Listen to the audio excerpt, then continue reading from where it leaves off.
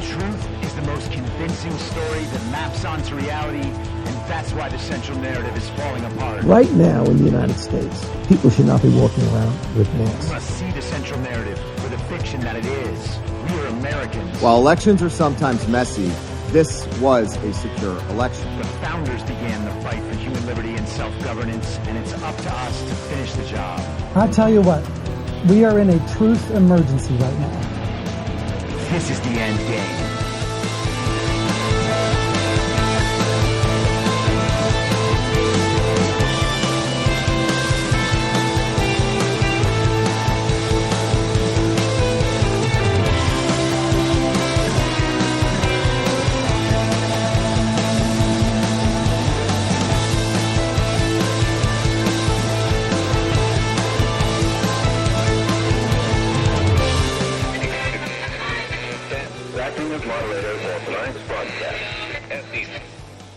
Immensely seductive.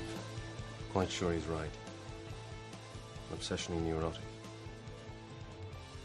Pretty dangerous, in fact. Do you mean you doubt your powers to convince him? Worse than that. What I'm afraid of is his power to convince me. Let us never tolerate outrageous conspiracy theories. Say it! Say it! All right, I'll say it. We're talking about putting a manifestly irresponsible man on national television. Sweetheart, be reasonable.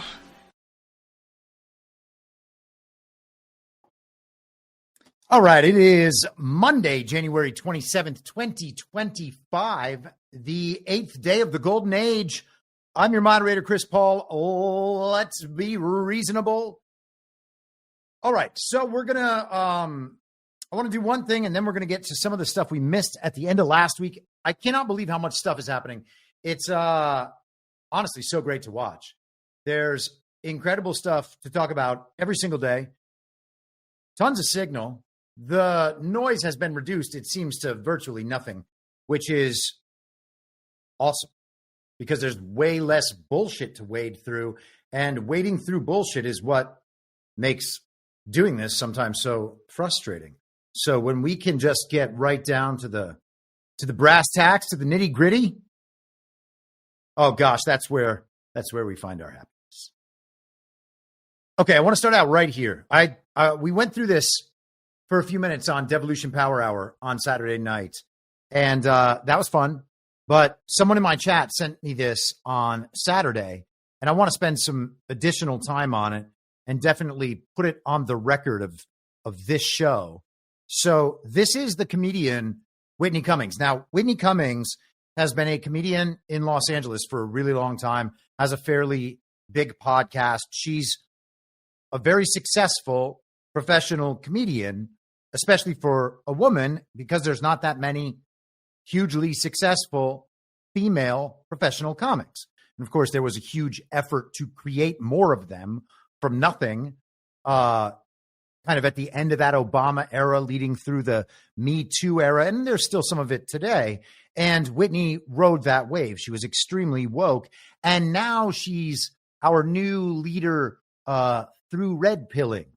She's one of the new shepherds the regime has chosen for the newly awakening that we need to put back to sleep.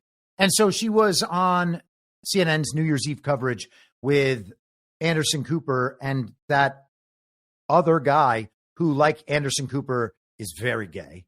So they did the New Year's thing together, and Whitney was doing jokes that were based in red pilled, but from like 2021.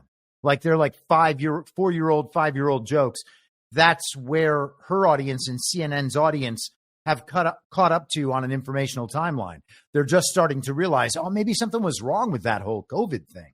Maybe we don't have this enormous majority where Joe Biden received 81 million real lawful American votes. Maybe they've been lying to us. So Whitney is very based, very red-pilled now.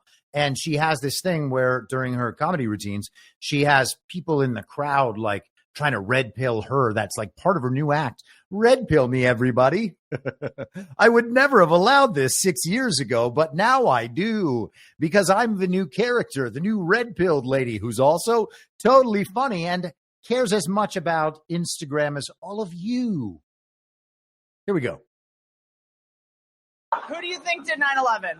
Us. So why did America do it? To finish Bush 1 stop. Where'd you read this? I served 11 years. Where in the military were you? Syria. Yeah, I want the full conspiracy. Let's go. I was at the VA a year and a half after an operation that we went to.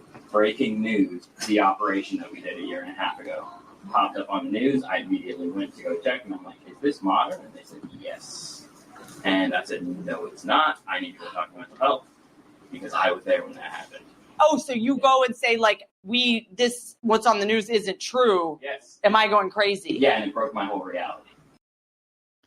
All right. And so then she gets into some nonsense to distract from that point, talking about the lost city of Atlantis. And I'm not fronting on those lost city of Atlantis believers. Maybe it's totally real. I don't know. Okay. No comments about that. I just don't want to distract from the point that was just made. So this guy says that he used to serve in Syria in the military, and that he watched on the news as breaking news. Check out this op from Syria that he knew was from a year and a half ago, because he was in the op, and it was being presented as happening in real time by the news. And he says that broke his whole reality. Now, this is certainly evidence of what I talk about when I talk about informational timelines and informational time travel. This is an element of fake news that I think people don't really pay any attention to. Like, they know that they can be told the wrong facts about a news story, and they know that they can have the meaning about a correct set of facts distorted for them by the way the facts are expressed, right? You connect dots in a certain way. Another person might connect dots in a different way. You can take the same set of facts, generally speaking, and create two entirely different stories. One of them might map onto reality for some people. One of them might not. One interpretation of a set of facts might map onto reality for almost everybody. That still wouldn't mean that it was true unless it was the best explanation that was able to map onto reality prime. Something mapping into the false reality can simply be done at any moment by adjusting the story about what makes up that false reality. So you can distort with facts, the claims, the individual details of a story, the who, what, when, where, why, who, what, when, where, and how. The why, of course, the meaning can be distorted separately from the facts. No matter what the facts are, the meaning can be distorted. But the when, people don't really think that that's distorted. It gets reported to them in real time. They assume it's happening in real time, that they're getting the truth about the when. Oh, this is happening now. Because everything, as you find out about it, always feels like it's happening in real time relative to yourself, unless it's explained by people. This is happening at some point in history. Oh, this thing happened in World War II. Okay, well, you don't understand. You immediately understand that's not happening now. Breaking news is meant to be happening now in real time. And if you're being shown breaking news as though it's happening now, but it came from a year and a half ago, that is a major distortion in the news. That is fake news of a kind people are not accustomed to. And this is something that I've been talking about for a few years, because it was something that I believed I was witnessing, and in some respect, intuiting.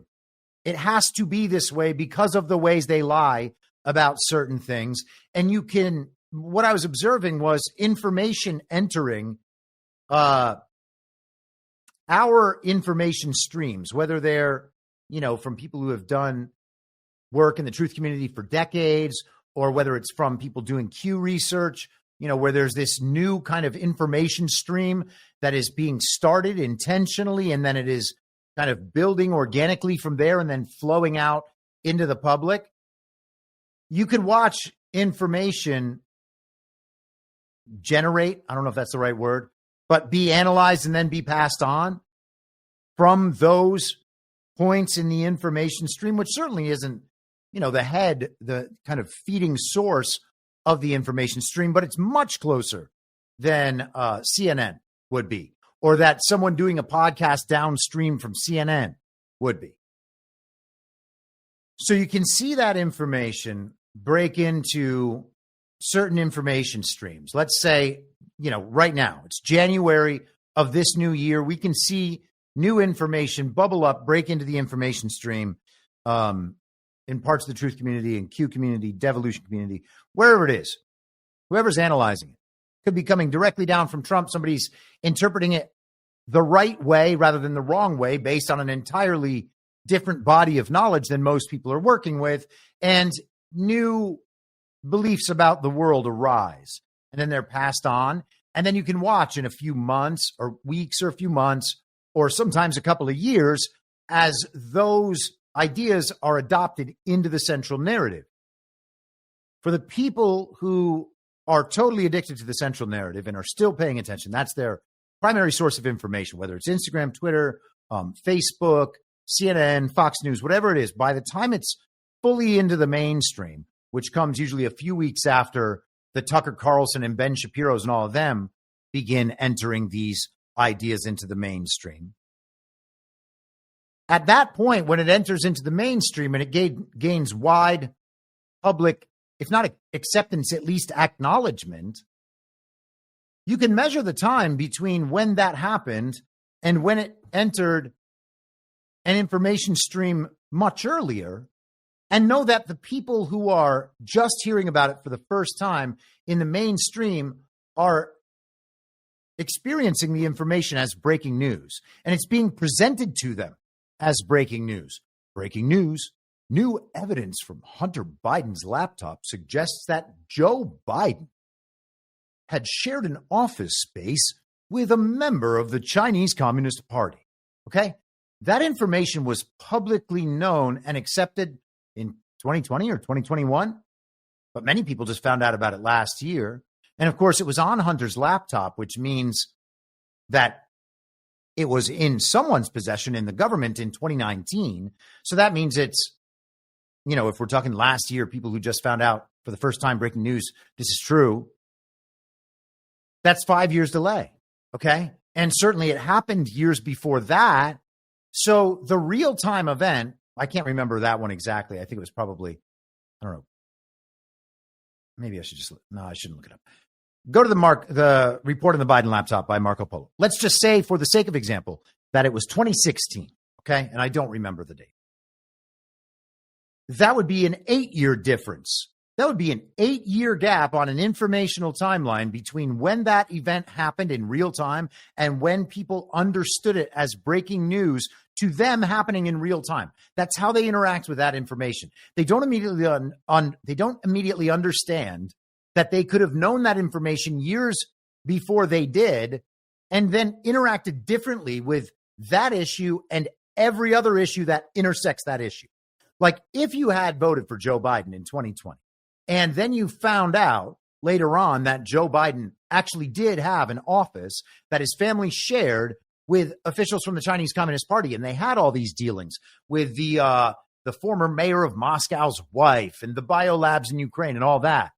If you would have not voted for Joe Biden on that basis, well, then that informational gap of 8 years on that gap on an informational timeline of 8 years would have made you support Joe Biden in direct opposition to your own beliefs, morals, principles, desires, needs, all of it.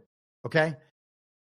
So time can be absolutely distorted by the fake news. And right here, we have a totally obvious version of that happening. And this is probably like the quintessential version of something like this happening and being proven. Okay. I've suggested this for many years now about what's happening in Ukraine, about what's happening in Israel, about what's happening with the big tech platforms. Like obviously TikTok was dealt with by Donald Trump in 2020. And now we're being told the same story right now as if Congress did it 9 months ago. Well, that's not what happened. And they wanted to ban it the day before Trump got in office. Well, that didn't happen. And now Trump's extended that for 75 days, and we're going to see how that goes. He just talked last week to Larry Ellison of Oracle about all of that data. All of that data. And we're going to come back to the data subject later. But this is one of those distortions that you have to be cognizant of at all times. You can't just forget that this sort of thing happens.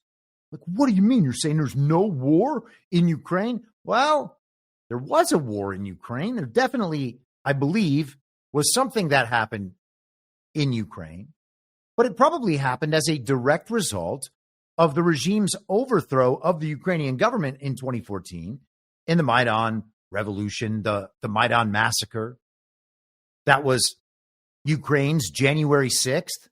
Our January 6th is maybe better understood as Ukraine's Maidan incident, which is why Ukrainian intelligence was on the ground at January 6th.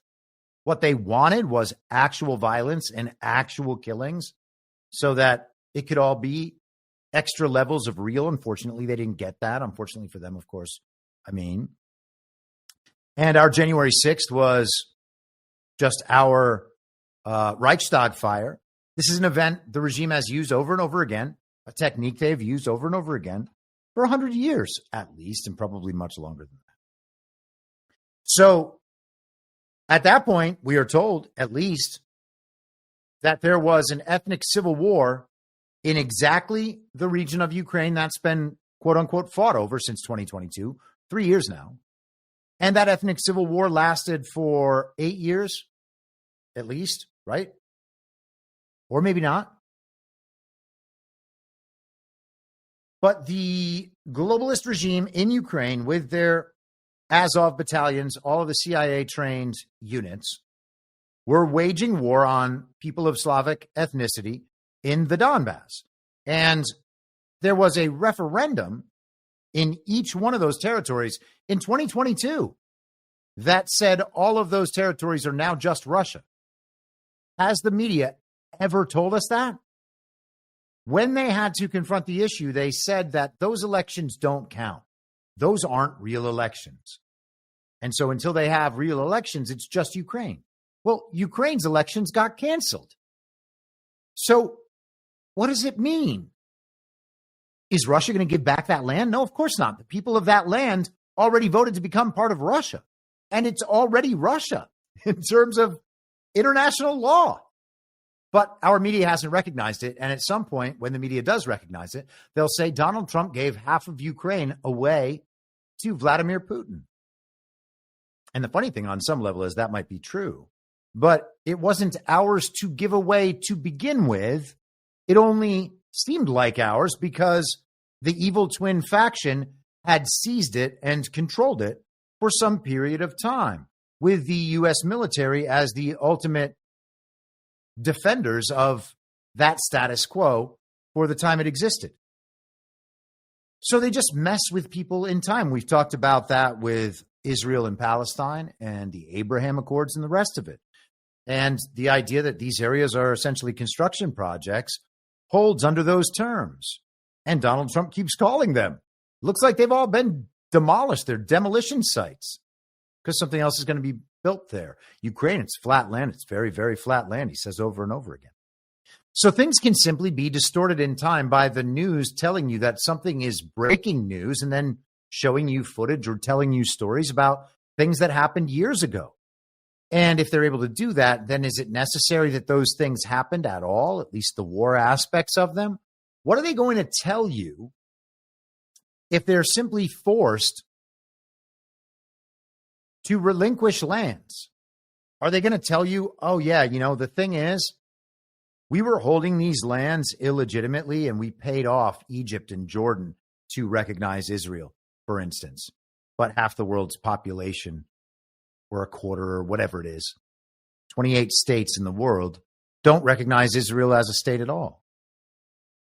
Are they going to tell you that? So it turns out that fewer countries recognize Israel as a state now. Are they going to say that? I don't think they're going to say that. They're going to say that Land is being seized in a war, and what we need to do is take military action to seize that land back. That's what they're doing in Ukraine. They'll do it in Guyana. They kind of hinted at it for a while with Hong Kong, but relinquished Hong Kong. And they've been hinting about it for a few years with Taiwan, and we'll see how all that goes down. We know how the Afghanistan withdrawal went. Is that because the Taliban was being violent? The Taliban ended the opium trade there that the U.S. military had guarded on behalf of the regime and Big Pharma for 20 years. So it's a matter of how these things are displayed and when they're displayed, when they are disclosed to the public. And the idea that they can disclose the reality of an op as though it's happening in real time, even though it happened a year and a half ago. That's a big one. And I think that the impact of that understanding needs to be applied broadly, because we cannot know how many times they've done this, how often they do this, and what sort of impact it has on the world. What kind of tension did it cause in your local community when we saw the Putin's very brutal invasion narrative on the news? All your neighbors, blue and yellow flags. I was making fun of some of my friends about the NFL today. And, you know, I watch the NFL sometimes too as a guilty pleasure. And I know it is every single minute. And I'm just like, oh man, I just want to kind of venture back to this for a Sunday afternoon. And then when that's over, I'm immediately disappointed in myself. I'm like, oh, that's what it feels like to re-engage an addiction. Like just shame at the end. I just saw 15 pharma commercials. But it was a post of mine from 2022 on Telegram, or actually it was a post from Pepe Lives Matter that I had forwarded into my channel, about the NFL draft and the backdrop of the entire draft, this huge event that they're throwing with like 20,000 people watching live. It's just all Ukraine flags across this gigantic stage. Remember that? All that impact from something that we saw on television. Remember COVID? Remember seeing the videos of how people in China were dropping dead in the streets? How everybody was concerned that if you stood too close in the grocery store, you were going to kill someone's grandma. If you wore no mask or a bandana, you were going to kill someone's grandma. But if you wore a cloth mask over your face that everyone knew didn't work, then you weren't going to kill someone's grandma. Or if you did, which you weren't going to do because everybody knew that killing grandma was never going to happen. It was really about acknowledging, hey, I'm totally in agreement that no one should kill grandma. And if you didn't go along with the thing, well, then you were someone who wanted to kill everybody's grandma, and that makes you basically a Nazi. And then all your rights can be taken away. And if you've lost your career or your home or something like that, well, then it doesn't matter. And that's how 2020 worked out. If only we had known. If only we had known all the ways the news could simply deceive us and then cause catastrophic occurrences in the real world based on people's beliefs. That's what they're doing. And if they're going to show you a military op from a year and a half ago and tell you that it's happening in real time, and because of the belief that is spawned as a result of that story being told to the masses, collective action occurs next, and all of a sudden we find ourselves in some ridiculous war. And this has always, always, always worked for them in the past, and they've been doing it forever. So, hey, happy Monday, everybody. All right, let's jump into some of these cartel stories from last week in the New York Times, because I don't want to miss this. I think it's going to be really important, and it kind of is one of these things that we've been talking about and hinting at for quite a long time.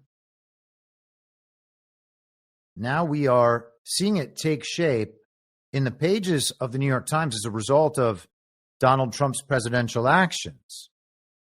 We've talked for years about how the global regime is a vast criminal enterprise. It's like a mafia. And when the mafia gets more powerful and wants to continue taking more power and ultimately control everything, well, then they're going to figure out ways to infiltrate into various companies, corporations, various governments, local, state, national, global, academia, all our cultural institutions.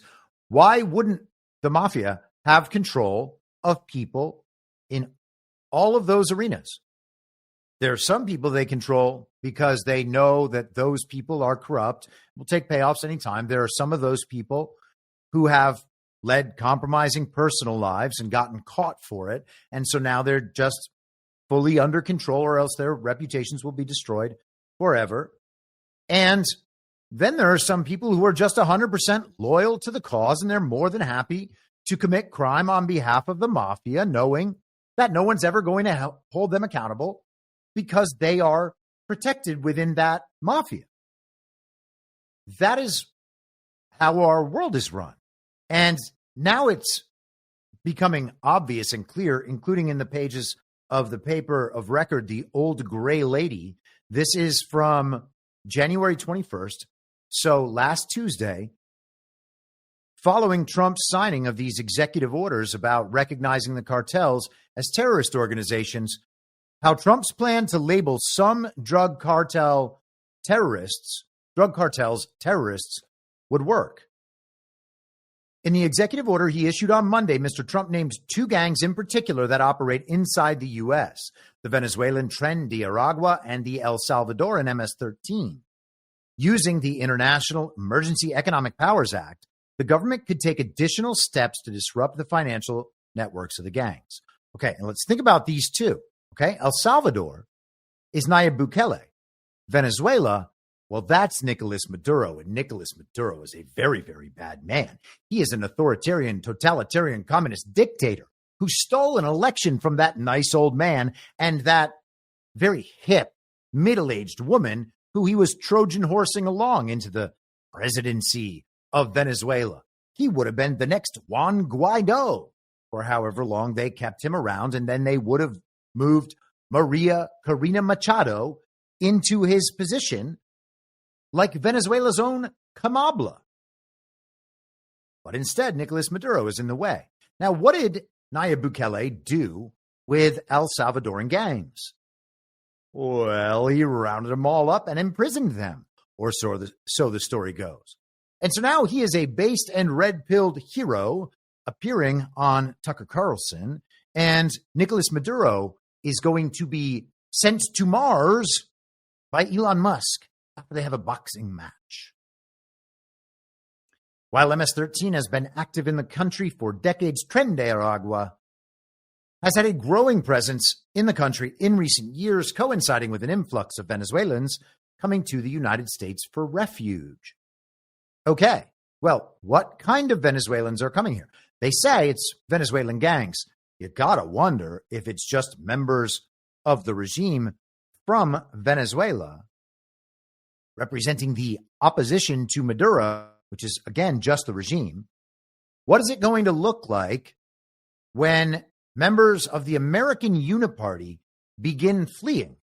And you might say that sounds dramatic, but then again, last year, we had article after article after article after article about the members of the regime fleeing the country because they feared what would happen when Donald Trump took office. So if it can happen here and people would flee because the authoritarian dictator Donald Trump has taken office, why should we think something different is going on in Venezuela? And we're like, well, there are poor brown people there. Well, sure. There's also poor brown people here. And we're told that many of them are in gangs. Are they going to flee the country? Maybe, because Trump says he's going to round those people up. But there's going to be other people fleeing the country as well, and they sound like they're not in criminal gangs. Why? Because we don't perceive them as poor brown people. But if you're in big pharma and working with the cartels as a member of Big Pharma, well, then you're associated with the funding of terrorists and with criminal gangs. And if you flee to someplace in Europe or to, let's just say, someplace in the Middle East that is especially protective of exactly these types of people, the regime types, how will that be portrayed? Probably not this same way. But those will be criminals fleeing our country to another country that, you know, hopefully the good twin of Israel takes over by then, and maybe they don't want to protect these kinds of people. But it is interesting to just switch the locations and observe the same phenomena because they are the same. It is up to the State Department to decide which organizations to tag as foreign terrorist organizations, a decision it makes after consulting with other agencies in the federal government, which can take months. Oh, no. Little Marco Rubio is going to take months to figure this out? I doubt it. I mean, he'd better not take months. We need to figure this sort of thing out right now. I mean, don't we? They're criminal foreign terrorists. Mr. Trump's order gave just 14 days for state to make a recommendation. Oh, so we're being told that the delay tactic exists. And when it comes, we should expect that the delay tactic should exist because it's necessary to take that amount of time. That's how long it's always taken in the past. So 14 days, totally unreasonable. The department typically gives the label to groups with ideological objectives, while drug cartels and gangs have financial motivations. You see that? There's like this distinction that you have to keep between the cartels and the terrorists. The terrorists, those are like only those Muslim guys and, you know, white nationalists in America, aka Trump supporters. And, you know, those people, the Taliban that shut down our drug trade with the cartels, those are terrorists too. From these people's eyes, right? You have terrorists on one side, cartels on the other. They're not the same. Cartels are just extremely violent businessmen who do business in the black market. They do illegal business. They're an international criminal enterprise that is extremely violent. Terrorists, you see, they're just extremely violent ideologically. And extreme violence, as long as it's not ideological in dissent of the regime, you know, it's just business. Previously, Mr. Trump has indicated he wants to declare certain Mexican cartels as foreign terrorist organizations as a way to apply maximum pressure on the country to rein in its dangerous drug trade. On Monday, as he signed the executive order in the Oval Office, he said Mexico will probably be unhappy with this step. Oh, yes, Mexico. They're going to be so unhappy. And believe as you will, I think when Trump is often talking about these foreign countries, he's specifically addressing the evil twin faction in those foreign countries, understanding that the evil twin faction recognizes its own interests wherever those interests exist. Okay? So if Trump is talking about the global evil twin and its interests in Mexico, he's going to say Mexico is not going to be happy with that. Everybody who has business linked to those cartels in any way throughout the regime is not going to be happy with that. And people who don't even know their businesses are linked to the cartel are very much hooked into these sorts of information sources and these sorts of viewpoints. And that will be signal to them, hey, you better worry about this. Those who support the designation often point to violence against Americans to justify the classification. So it's ideology and violence against Americans. And so that works again for American, quote unquote, white nationalists, Christian nationalists, because they invent the violence against Antifa, right? We had the Summer of Love in 2020, where all the real violence was the Proud Boys and other made up Fed-linked organizations who they could describe as Trump supporting. So it's really our violence problem, not theirs, because of the ideological differences. See, BLM Antifa doesn't have any ideological differences. Their ideology actually helps the regime agenda, so they're not terrorists. Drug cartels could easily turn into real terrorist organizations. Brian Michael Jenkins, a terrorist expert at the RAND organization, has said. So, military action against the cartels could lead to more organized attacks on Americans, including inside the United States. Well, that's a warning. It should be scary. You don't want to see the American military actually take it to the Mexican drug cartels. I mean, you might, but would you if you knew that was going to increase violence against Americans? You wouldn't. And so that's why we can't do this. We don't want to provoke the cartels, you see. Once an organization is labeled a terrorist group, it is against the law for people in the U.S. to knowingly provide support to it, given the drug distribution system across the country, from kingpins to corner drug slingers and buyers. This could significantly broaden the number of people facing serious repercussions, potentially ensnaring people whose connections to the cartel are tenuous, or so they would have you believe. The drug distribution system across the country. But what is that system and where are they getting the drugs? We're told that all of the opium in Afghanistan went to the black market, but did it? What if the criminal enterprise just operated as a criminal enterprise? The drugs were cultivated and produced. They went on the black market. The cartels transport them around the world in coordination with legitimate businesses, shipping companies, who knows what else. And then some of that supply is directed toward big pharma, and some of it hits the streets to destroy our communities.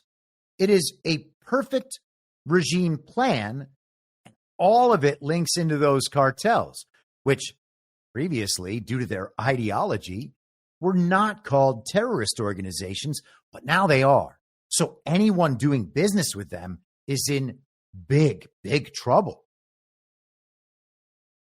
The charge of material support to terrorism carries up to a 20-year prison sentence, and in some cases, life in prison, if the support results in death, and it all results in death. It is not clear what this would mean for dealers in the United States whose clients die from overdoses. Gosh, what would that mean? Donald Trump keeps talking about how each drug dealer is responsible for about 500 deaths. Now, Donald Trump in that situation is not talking about some normal dealer on the streets, 500 deaths. I mean, maybe he is. I don't think he is. Some kid who sells pot at the local college. That doesn't seem like what he's describing, but maybe it is. He talks about the death sentence, quick trial, death sentence. Seems like he's talking about people higher up. This seems like it might be in line with that narrative that he's been pushing now for 3 years or longer. He said he had a deal with Xi to stop the fentanyl trade in China. Just cut it off. Nothing for the cartels. Nothing would get into the United States. Do you think he did it? He says he didn't do it. He says that the very deadly pandemic came in, that ruined the trade deal. He had all these other deals with Xi planned, and then there was the fake election. He wasn't able to get the fentanyl thing done. Now, all this happened under Joe Biden, unless it happened before and we're just being told about it during Joe Biden's term, which again is a pattern that fits onto the macro of the last 4 years, and that people are going to have to realize at some point to understand, yes, Trump, et cetera, were in control during this period. The truth is the things that you were the most worried about, they already happened. Okay? So, got to understand the time distortion. But the point is the quick trial, all that goes much higher up. And how much higher up will it go as we see this story disseminated in waves, in cycles? Get those reruns in. Let people know this has been happening. They develop some understanding of the problem, and over time, we march forward. Now, people will say, well, that's why we need all the mainstream people waking up the normies. Maybe, but you're giving them an awful lot of benefit of the doubt because the very same people, it could be argued, and I do argue this, and I do believe this, are keeping people trapped back further on the informational timeline, allowing that gap to just remain there endlessly as they lie to millions of people at a time. Maybe at some point we should just try telling people the truth and letting them catch up if they want to, if they can. And, there's an argument to be made that the truth is coming out from some places. If we are able to get ahead of other people, then we're getting more of it than other people are getting. But why are the biggest voices in the news, including from quote unquote our side, keeping people trapped back there when more current information is widely available? And so that problem has to be resolved at some point. People need to catch up so that they can make better decisions for themselves. Let's close this out. And there's one more. Mexico is one of America's largest trading partners. Fracturing the relationship between the two countries could have significant economic repercussions, including on millions of American jobs. Mexico has also been an integral to helping to control illegal crossings into the United States. If Mexico ended those efforts, it could lead to an increase in unlawful migration at a time when a top priority of the new administration is to reduce those flows. The impact on diplomatic relations would be severe, says a professor of international studies. Okay, professor. The impact on international relations would be severe because Trump is calling cartels terrorist organizations? How much of the regime is built up around cartel business? And that is the important takeaway of this next article, also from the New York Times, from the very next day. This is from last Wednesday, the 22nd. How labeling cartels terrorists could hurt the U.S. economy. Amazing. Hello, this guy. See how Mexican it is? Look, Jesus, Jesus, Jesus, Jesus. Caballero. Another caballero. I don't know what those guys are. Extremely Mexican, though, apparently, according to the New York Times, the paper of record. All right. So we're going to just hit a few little parts of this. Disentangling cartel operations from U.S. interests in Mexico could be immensely complicated. Why? Oh, it's because it's so intertwined with everything. Mexico is the United States' largest trade partner of goods, and many American companies have manufacturing operations there.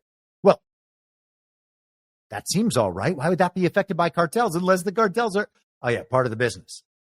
Even more complicated, these criminal networks have extended their operations far beyond drug trafficking and human smuggling.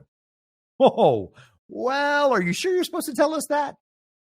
They are now embedded in a wide swath of the legal economy, from avocado farming to the country's billion-dollar tourism industry, making it hard to be absolutely sure that American companies are isolated from cartel activities. Now, wait, why would we need to be sure of that? Are you saying that we shouldn't call terrorists because too many American companies are doing business with them? Yeah, that's what they're saying. That is exactly what they're saying. Too many of our large American businesses are actually part of the criminal enterprise. Therefore, we can't go after the criminal enterprise. These businesses are too big to have to do business legally, too big to make legal. That is really something shocking. I appreciate their honesty, I guess. Let's skip ahead. Okay, so this is Claudia Sheinbaum. Oh, no, sorry. Samantha Saltoon, Senior Advisor on Sanctions Policy and Threat Finance in the Trump and Biden administrations. So members of Congress have wanted to do this before. They haven't done it. But no one has done it because they have looked at what the implications would be on trade, economic, and financial relationships between Mexico and the United States. They've all come away thinking that such a designation would actually be super short-sighted and ill-considered, though prior administrations viewed the U.S.-Mexico relationship far differently than the incoming Trump administration appears to. Well, weren't you part of the Trump administration before?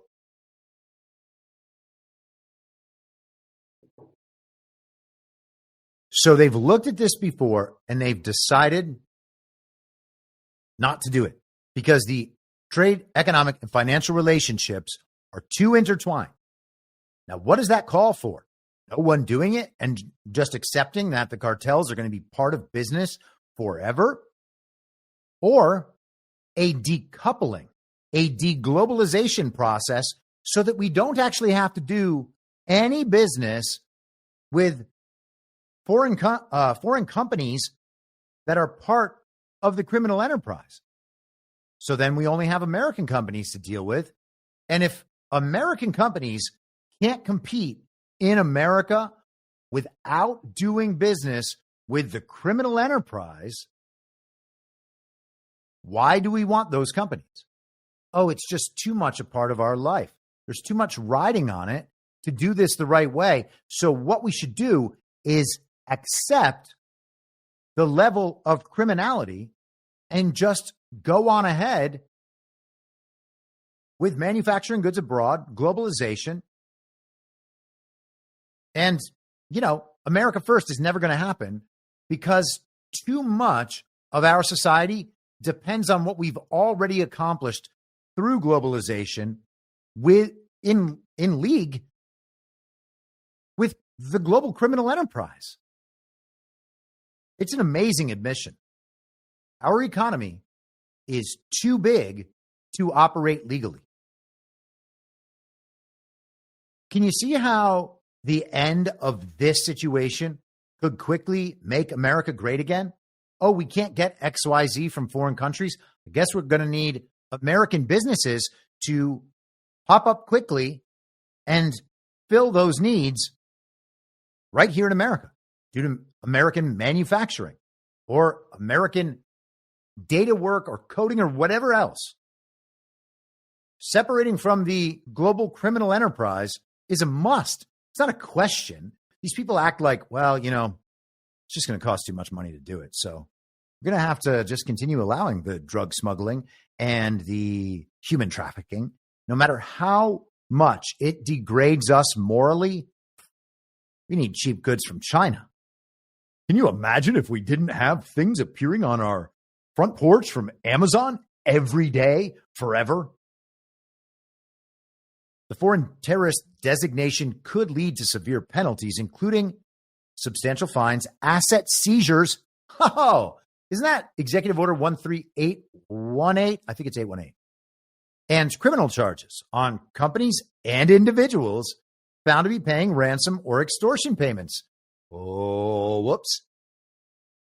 U.S. companies could also be ensnared by standard payments made to Mexican companies that a cartel controls without the American company's knowledge. Well, I guess you're going to have to prove you had no knowledge of that. Can these companies do that? If they can't do it, well, then it's so weird that they're like, you can't prosecute the crime. There's just been too much of it. There's been too much of it done. And the truth is, we've gotten almost the entire society of normal people complicit in our crime. So you can't hold us accountable without holding them accountable too. So I guess you can't hold anybody accountable because you're not going to want to hold them accountable. Some extortion payments, even if made under duress, could be considered material support to cartels, said Pablo Zarate, senior managing director at FTI Consulting, an American firm that released a report laying out some of the risks of the terrorist designation. Former U.S. officials and analysts pointed out that it would be nearly impossible to identify which business may employ or be affiliated with cartel members, given the tens of thousands of people involved and operating in various industries, including the hotel and agriculture sectors. Wait a second. So you're suggesting that the cartels have something to do with the factory farms that employ all the illegal aliens, or the hotel chains that employ and also house all of the illegal aliens? You're saying the cartels are involved? Get out of town. It's hard to believe. It's hard to believe that these terrible organizations who have been put so fully on display for the last few years could be involved with the criminal enterprise. Gosh, I am stunned. They're too big to prosecute. The political influence it's amazing. It is amazing, isn't it? All the regime figures. How many politicians are involved with the cartels and these businesses? Cartels use the legal economy to launder money, which could mean that unwitting employees working at a resort or an avocado packing company could technically be on the cartel payroll but not know it. Ah, darn it. Ah, shucks. Ah, darn it to heck. What are we going to do about this? Oh, wait. So let me get this straight.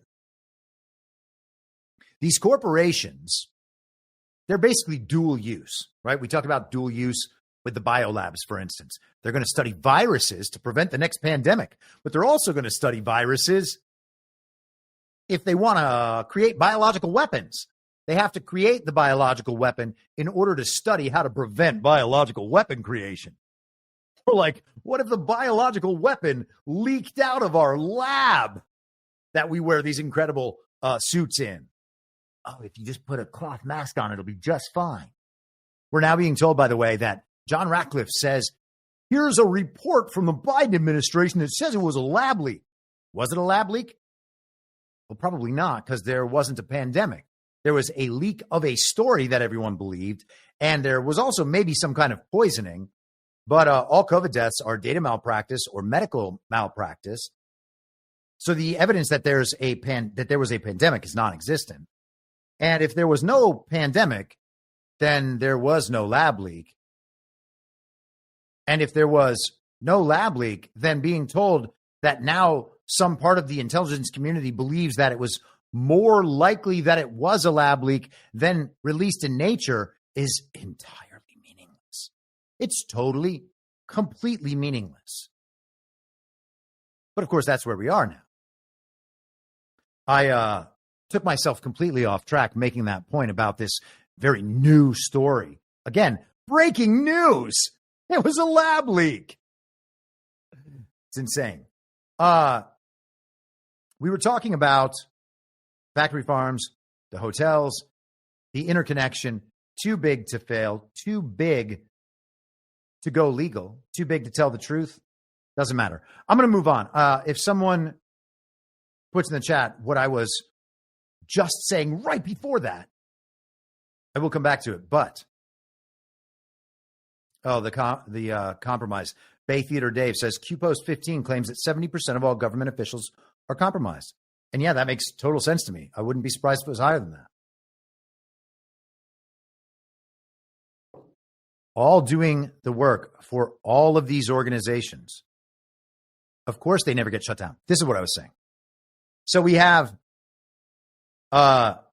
corporations making all this money with their dual-use organization. Part of it is a front for something in the legitimate economy, and the other part is the facilitation of the global regime's agenda on black markets, through back channels, in a totally illegal economy, okay? So a shipping container can ship us all the foreign goods we need, cars, washing machines, computer products, whatever it is that we might get from a foreign country. And it can also ship us drugs, women, and children. And it turns out it does do that thing. So it's dual use. One of them is the offensive, in this case, the illegal business. The other one is the defensive. See, we're doing it all for this reason, just to bring these products over. So if we think of these companies that are intertwined with the global criminal enterprise, think of them as dual use. You got the cover story. This is the legitimate part of the business that we are all kind of complicit in a way. Our friends and neighbors are employed at these companies. We use the products of these companies, but also they're doing this other terrible thing. We all, not we all, but many of us use Facebook and Instagram and social media apps. We know they're taking all our data. We know that they are influencing how we see the world based on their algorithms. They can influence us emotionally throughout the day. They can keep us in a state of anger or fear or whatever it might be. But this is how we share pictures with our family and stay in touch. And so people can't let go of it. And on some level, that makes total sense because it's become intertwined with our lives and we don't see any way out of it. Again, this is more of an addiction than anything else. We've come to rely on something that is absolutely terrible for us. And because it provides some good and we don't want to leave it, we don't actually deep down want to leave it, we will use the small good that it provides that we could get somewhere else as the reason to continue engaging in the bad thing. And so, as a society, we're kind of at the point where all of it is too intertwined, where all of these organizations are too big to simply let go of. Let's get back to this article. Banks may turn away customers because they may not think they are worth the risk if they have links to Mexico, said a former State Department official in the Biden administration. Eric Jacobstein. Banks could ultimately decide to avoid entire sectors perceived as high risk, said Fabian Teichmann, a Swiss lawyer and expert on terrorist financing. Mr. Teichmann singled out Mexico's avocado trade, where cartels have drastically expanded their operations as one area that could come under greater scrutiny. By the way, the New York Times, it should be noted, is one of its owners. I'll get to this in a second, but is Carlos Slim. Son of a. Hold for processing. I'm pulling something up from the machine so that it's ready and I can jump over there and I don't forget it.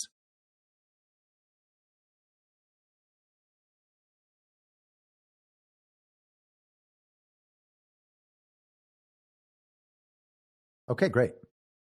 Perfect answer. Other types of financial institutions that facilitate payments between the United States and Mexico could also be affected, such as Venmo or PayPal, which Mr. Trump's close confidant, Elon Musk, helped found. Better keep that in mind. Elon Musk might be the one in big trouble here. The terrorist label could also push big parts of Mexico's economy further into the shadows. It's going to get even more criminal if we try to call it criminal, where cash is used instead of electronically traceable transactions, making it harder for investigators to examine the cartel's financial structures. Mr. Teichmann said, if people can't bank legitimately, they escape to so-called underground banking systems. Cash is an underground banking system? Well, that's crazy. Also, cash can be used to finance criminal enterprises. I thought only Bitcoin could be used for that. The multinational banana producer Chiquita Brands was found liable in 2024 for killings by a Colombian right-wing paramilitary group that was designated as a terrorist organization. Okay, well, I just bring that up so that we can recall, what is it, the Banana Wars? Save that for another time. The foreign terrorist designation could also pave the way for the United States to deploy forces inside Mexico against criminal organizations without the Mexican government's consent, as it did in Afghanistan and Syria. But here's the thing. It's Donald Trump, not Joe Biden, not someone else. The permission structure is going to be there. It's going to be just fine. Donald Trump was actually friends with AMLO. Claudia Sheinbaum is AMLO's protege. You think Claudia Sheinbaum doesn't know the deal in Mexico and that Donald Trump is going to do what Donald Trump needs to do?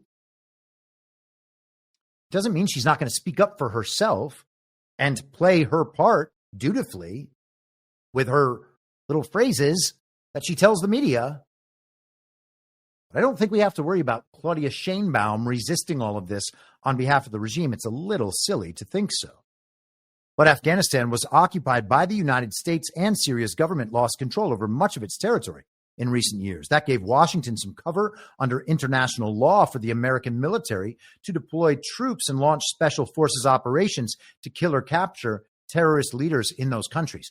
Oh, you mean so they used the terrorist thing as the predicate for doing the military things they already wanted to do? Got it. Donald Trump's not allowed to do that, you see. Mexico, however, has built up cooperation with the United States over 30 years to counter the cartels. Mexico could threaten to halt cooperation if the U.S. is seen to be violating Mexico's sovereignty. When the federal prosecutor's office arrested Mexico's former defense secretary during Mr. Trump's first administration, the Mexican government halted all cooperation with the U.S. Drug Enforcement Administration. So that's the DEA. Okay. So if they go after Mexican officials, the defense secretary, during Trump's first administration, the Mexican government stopped cooperating with DEA. Oh, no. What a terrible, terrible outcome. What does that say about DEA?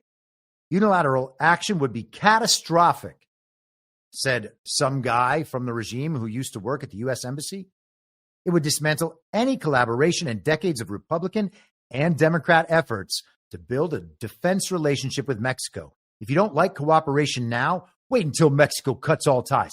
Well, here's the thing.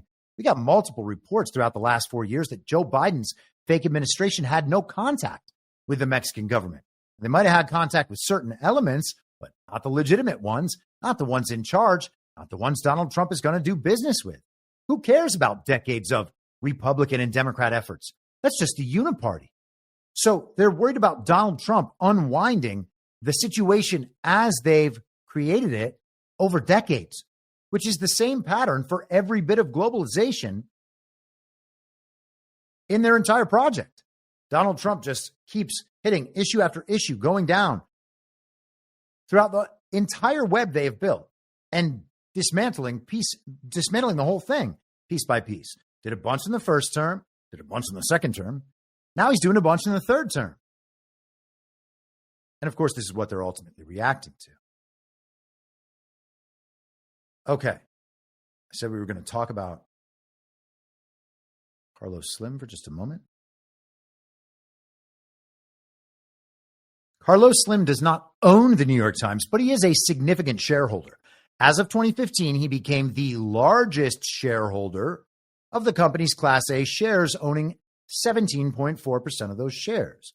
However, his ownership is limited, and it does not give him control of the company. The Class B shares, which offer more control, are still primarily held by the descendants of Adolph Ochs, who purchased the newspaper in 1896. In 2009, Slim loaned the New York Times Company $250 million during a financial crisis. He initially invested $127 million. By 2015, he increased his stake to 16.8%, and then in 2017, he began selling some. So the numbers sound like they're just a little bit off there. But he's a 17% stakeholder of Class A shares in the New York Times. Now, is he linked to the Mexican, and I typoed here, cartels, the Mexican cartels?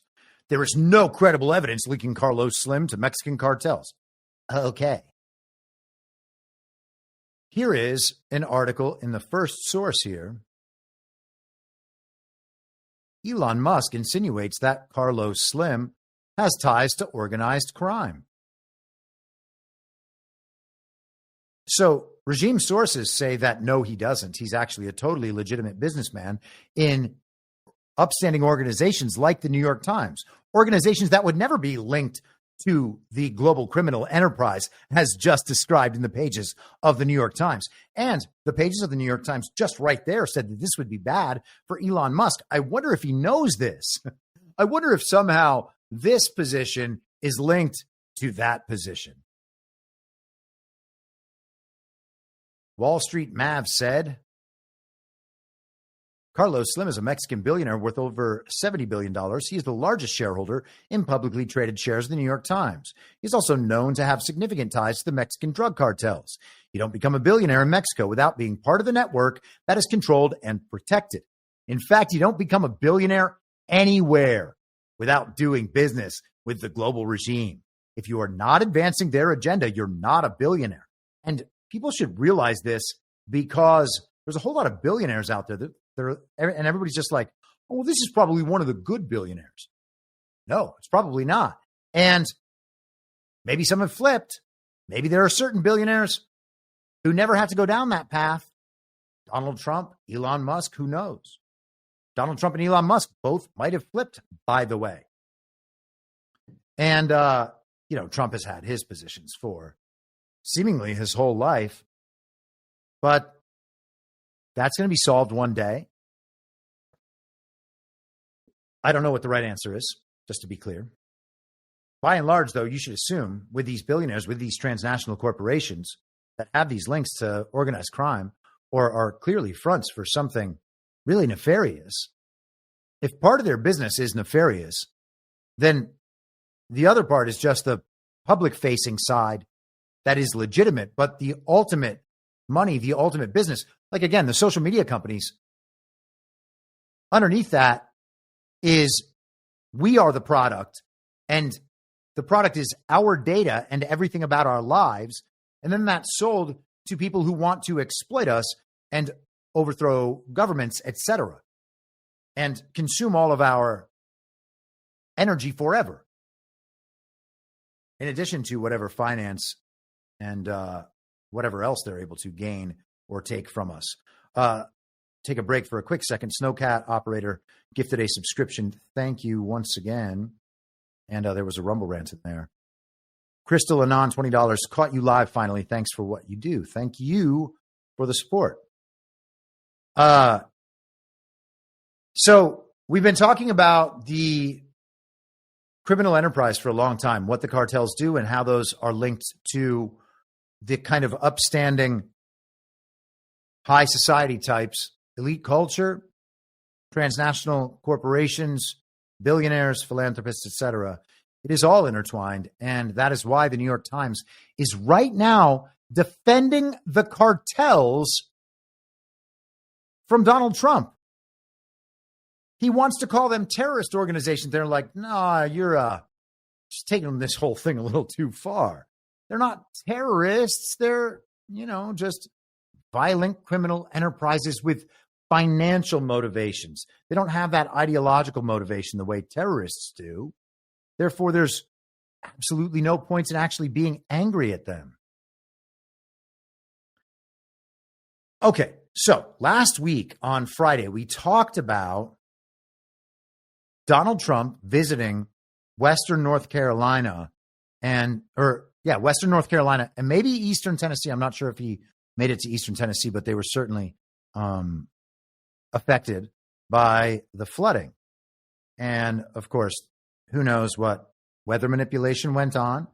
Who knows what manipulation of drainage went on? Not the fun kind of drainage. And who knows what kind of manipulation of the dams went on? All of those things could have potentially caused or exacerbated that flooding. Donald Trump went down to visit with some of the people down there who want to keep their land. They want to rebuild.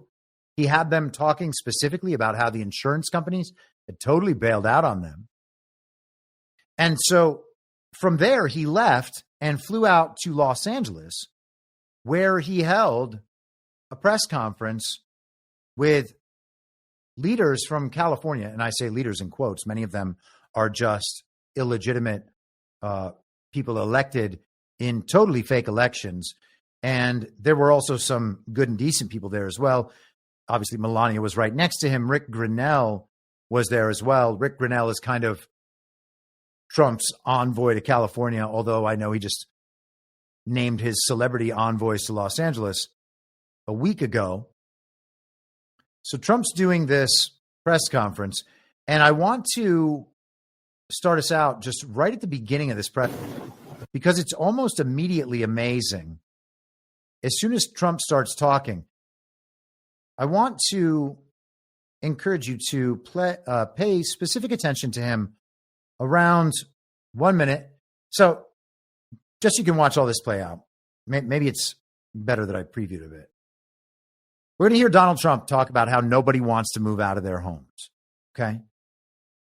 If we think of this from kind of the 40,000 foot view as a construction project, which I believe that we should, and there are hints in this exact language Trump uses to suggest that, then people wanting to stay in their homes and have insurance pay for their rebuild so that they can rebuild better than they ever were before. Well, whatever construction project was planned is not going to work out. And I think in the kind of big picture that we talk about often, we have this plan as it goes along, this Build Back Better agenda, this regime agenda, all of this. And then we have Donald Trump racing down the side of the canyon as the train is passing through, and he's going to hijack this train, destroy the rival gang, the tech bros and the scientific materialists, and keep charging through with America First. So we have the Build Back Better train. We have the people who are trying to front run and take control of that agenda, people who have been part of that agenda the whole time. And then we have Donald Trump coming down, MAGA coming down, America First coming down, sovereign nationalism worldwide coming down on the other side. And they're going to rob that train instead. Okay. They're going to beat the rival gang, kill them, chase them all off, and they're going to take over. So if we have a construction project planned here, and all these homes were targeted for demolition, these different areas that were burned, targeted for demolition, for the Build Back Better agenda, for the Smart City agenda, for the 2028 Olympic infrastructure that they're trying to create all over Los Angeles. What does it mean that Donald Trump comes in and says these people are going to stay in their homes? Okay. And then what you'll see is Donald Trump talking about water. Take a bottle of water, because the whole thing is about water, right? The water manipulation. And we're going to get to that in a second. Then he takes a bottle of water off from the table in front of him, puts it on the floor, then looks at the fire helmet next to him and says, is this thing even real? It's amazing. Unfortunately, it's a very sad period, but what makes you feel good is I met so many of the homeowners, and every one of them, a lot of them, and every one of them said to me they want to rebuild. I said, will you go elsewhere? No. There wasn't even like a question. They love the area. They love the people. It's like a family. It's incredible, actually, when you see some things like that. We just left North Carolina, and we had just a similar type of disaster. It was water instead of fire, but boy, that water did damage like I've never seen before. And then you come here and you see this. But the people are so amazing, and your fire department was so beautiful. Every one of us in perfect physical shape. I said, what do you guys do? They have very high standards, I can tell you. And we took pictures with all of them, but very nicely they gave us a little helmet. And I said, you wear this, huh? Is this real? And they said, yeah. I said, it's awfully heavy. You have to be very strong to wear that. But that's the original, right? So it's pretty good. But I just want to thank everybody. We're going to be with you. Your governor met us at the plane, and we had a good talk, very, very positive talk. We have to work together. And yeah, Gavin met Trump at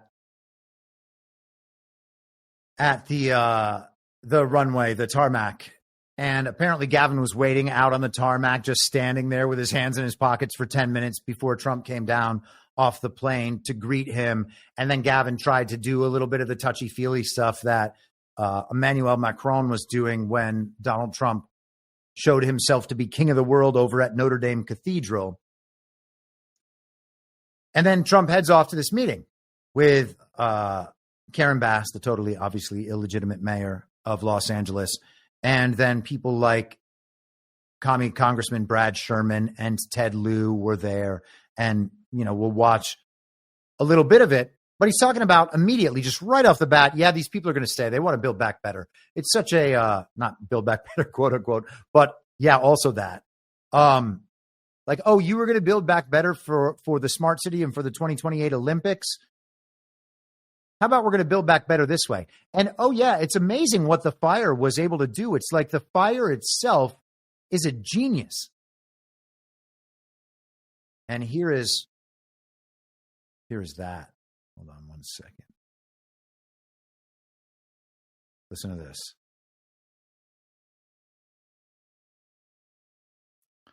Hold for processing. I need to start setting the timestamps just a second or two earlier because they always begin playing before I've even shared the screen. All right, here we are. Check this out. It's really amazing. No golden age without the Golden State. It's a great state. It's a fantastic place, and we're going to have a big celebration soon. We're going to come back, and we'll come back as much as you need, and we're going to turn it around, and we're going to open the coffers. America wants us to be taken care of This was a horrible thing to watch, and the way it just kept going and going, and then they'd find another area. It was like a genius on the other side. The fire was a genius, the way it kept moving, but we're not going to stand for it. I just met with the Olympic people, and they're all set to do a real job. So we have the Olympics, and I got them. You know, it was very interesting. I made the deal with the Olympics. I was called by your former mayor, and he said, would you call the Olympics? Because I must tell you, the Democrats, as you know, were not calling. They wouldn't do it. I don't know, there was a bad experience somehow. And I did, and I got along great with the Olympic Committee, and we got the Olympics, and then we got you the World Cup. That one I focused on with Gianni. Gianni was great, the head of it. And so you have that coming. And then we have the 250 years coming up, which is going to be a great celebration. But I'll never forget when I got the Olympics, and then I was president when I got them. I said, oh, boy, it's too bad I won't be president. Who knew this was going to happen, right? I said, I won't be president because it would have been the 4 years. And, in fact, I'd be retired by 4 days right now, I guess, right? So he goes back to that refrain. That alone is amazing. He kind of said the same thing at the World Economic Forum and talked about how it was amazing. You know, if I hadn't skipped that term, I wouldn't be president with all these great things happening that make America look really incredible. That would be cause for this massive American celebration. We are this incredible country that is on the rise. Build Back Better worked completely. The regime intended to run with that. And they intended to do it, in my assessment, under an establishment Republican. Who would that be? Ron, JD, Glenn, Nikki, one of them. Just saying. Just saying. So Donald Trump is going to get credit for all that stuff. But to go back, he just said it was like the fire was a genius. It would go to a new area. Like it knew exactly where to go. Isn't that crazy? It knew exactly what houses to visit, that fire. Gosh, so unusual. It just hit this one area and this other area and this other area. And it was caused by climate change, but it would burn and then it would jump 30 miles away and burn somewhere else, like the exact houses. And then it would jump somewhere else 30 miles away and burn those exact houses. It's crazy. The distance between Pacific Palisades and Altadena. I mean, as the crow flies, it's got to be 30 miles. I think it's probably 30 miles. It might be more than 30 miles because the 101 basically goes, I mean, Pasadena going across just on the 101. Never mind. We don't need to talk about Los Angeles geography, but it's probably it's got to be 20 or 30 miles. Fires don't jump 20 or 30 miles due to climate change. That's not something that happens, okay? And so, of course, then we have to posit arsonists. Arsonists were able to do the targeted houses, and they targeted to all of these different areas. Now, is there some massive unit of arsonists involved with some sort of criminal enterprise? Mafia, one of these criminal gangs, whatever it was? Maybe, okay? Got to leave it on maybe. You can't just outright say no, it's possible. But it really doesn't seem like it's probably something like that. Regardless, so the fires jump over distance and over time, like just a few days ago, a new one started in a totally different area. It's not climate change. Doubtful on arsonists. The fire is a genius. It just jumps around place to place, whatever place needs burned, fire's got it. It's pretty incredible to see Trump just saying these things. And, you know, somebody might say, I think you're taking a little bit too much from the things he's saying. You're kind of just taking some liberties with these words, interpreting them one way rather than another way. Bay Theater Dave says 36.8 miles from Altadena to Palisades. Certainly by road it is, but I don't know if that's by the crow flies. You can let me know. The fire's genius. It's just moving around. And Trump is laying things out like this. The people are definitely going to move back. He's saying it in front of a national audience here, or it's certainly on the record, to these people's faces. Moves the water out of the way. Strange. Maybe it was just that he wanted to move the helmet. Maybe that was it.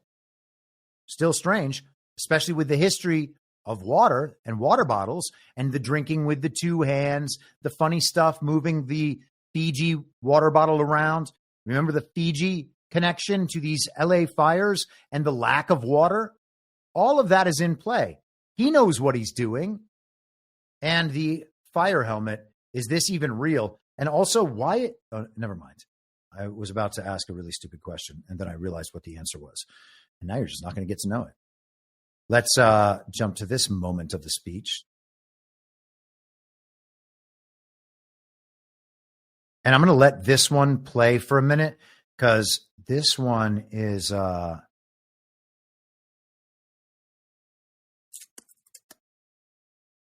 let's let this go for a couple of minutes here, because he goes through a few major subjects here.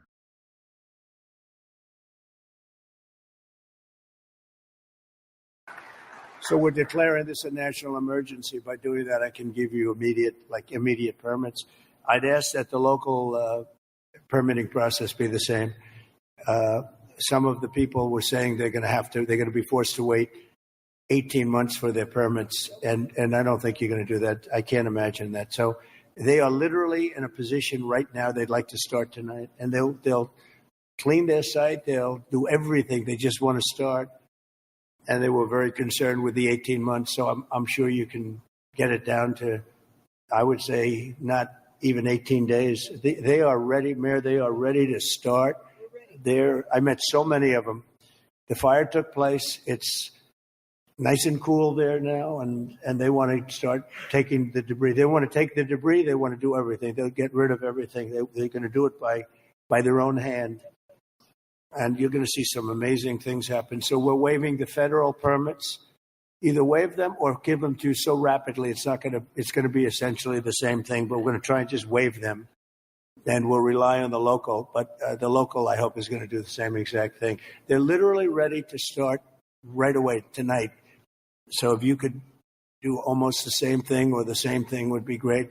For a building permit, you're going to have to, check things out a little bit. A lot of them, every single one of them said they're going to rebuild. I didn't have one person say they're selling or they're leaving or they're disgusted. They love their community, and it's incredible. We even had one from your neck of the woods, right? Do you want to stand up? It was so nice the way she greeted my wife in a very different language, right? And it was very nice to see. And you're staying and you're going to rebuild and everything else. Yeah, everybody.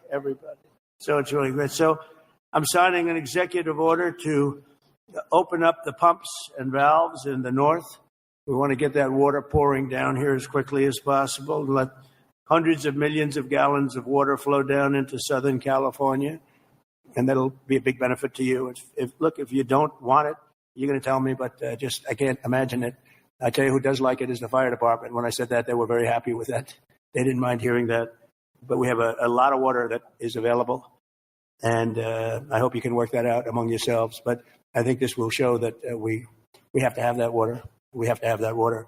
You're talking about unlimited water coming up from the Pacific Northwest, even coming up from parts of Canada. And it pours down naturally. It has for a million years. For a million years, it pours down. You'll never run out. You'll never have shortages, and you won't have things like this. And when you do, you'll have a lot of water to put it out. So I'm going to ask that you figure that out. But I really strongly recommended this 7 years ago, and I think I'm going to just do it.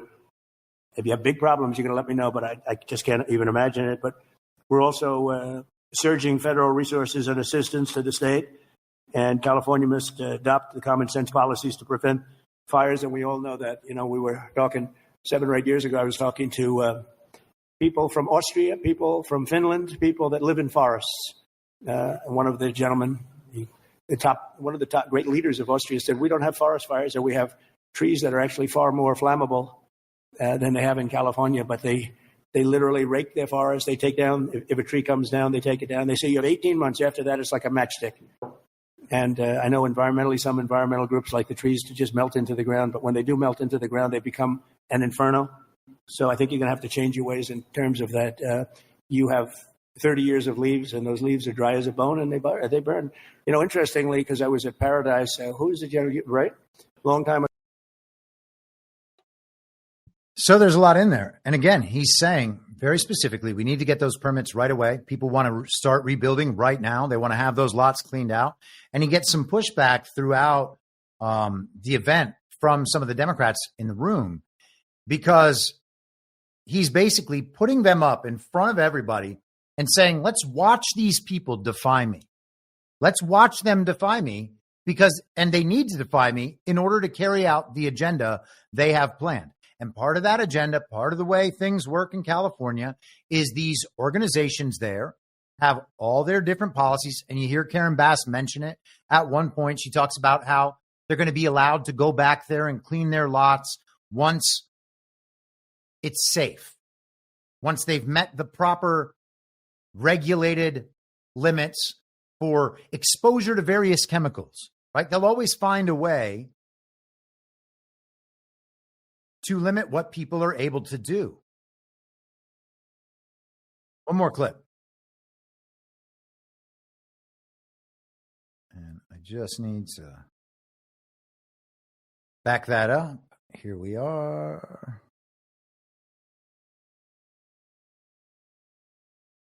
What I'm doing, because what I'm doing, I guess, is controversial. I don't know what's controversial about sending millions and millions of gallons of beautiful fresh water from the Pacific Northwest and further up than even that into an area that's bone dry. We have to, I have a house in Beverly Hills, and you get notices every once in a while. They want you to go down to 38 gallons per person or something, per house, per person. I say, you mean you can only have, 38 gallons sounds like a lot. It's not a lot. And they want to do that every once in a while, and you just think it's ridiculous. When you have like just about as much water as anybody in the country, and we shouldn't be in a position where you have tumbleweed that's dry as a bone, that even tumbleweed can be nice and green and rich and loaded up with water, and it's not going to burn. You don't even have to remove it. It's not going to burn, but it's just dry.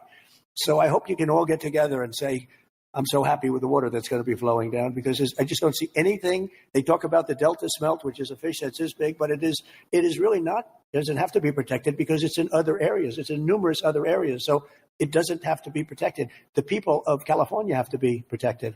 Mr. President. And you can't make it any clearer than that.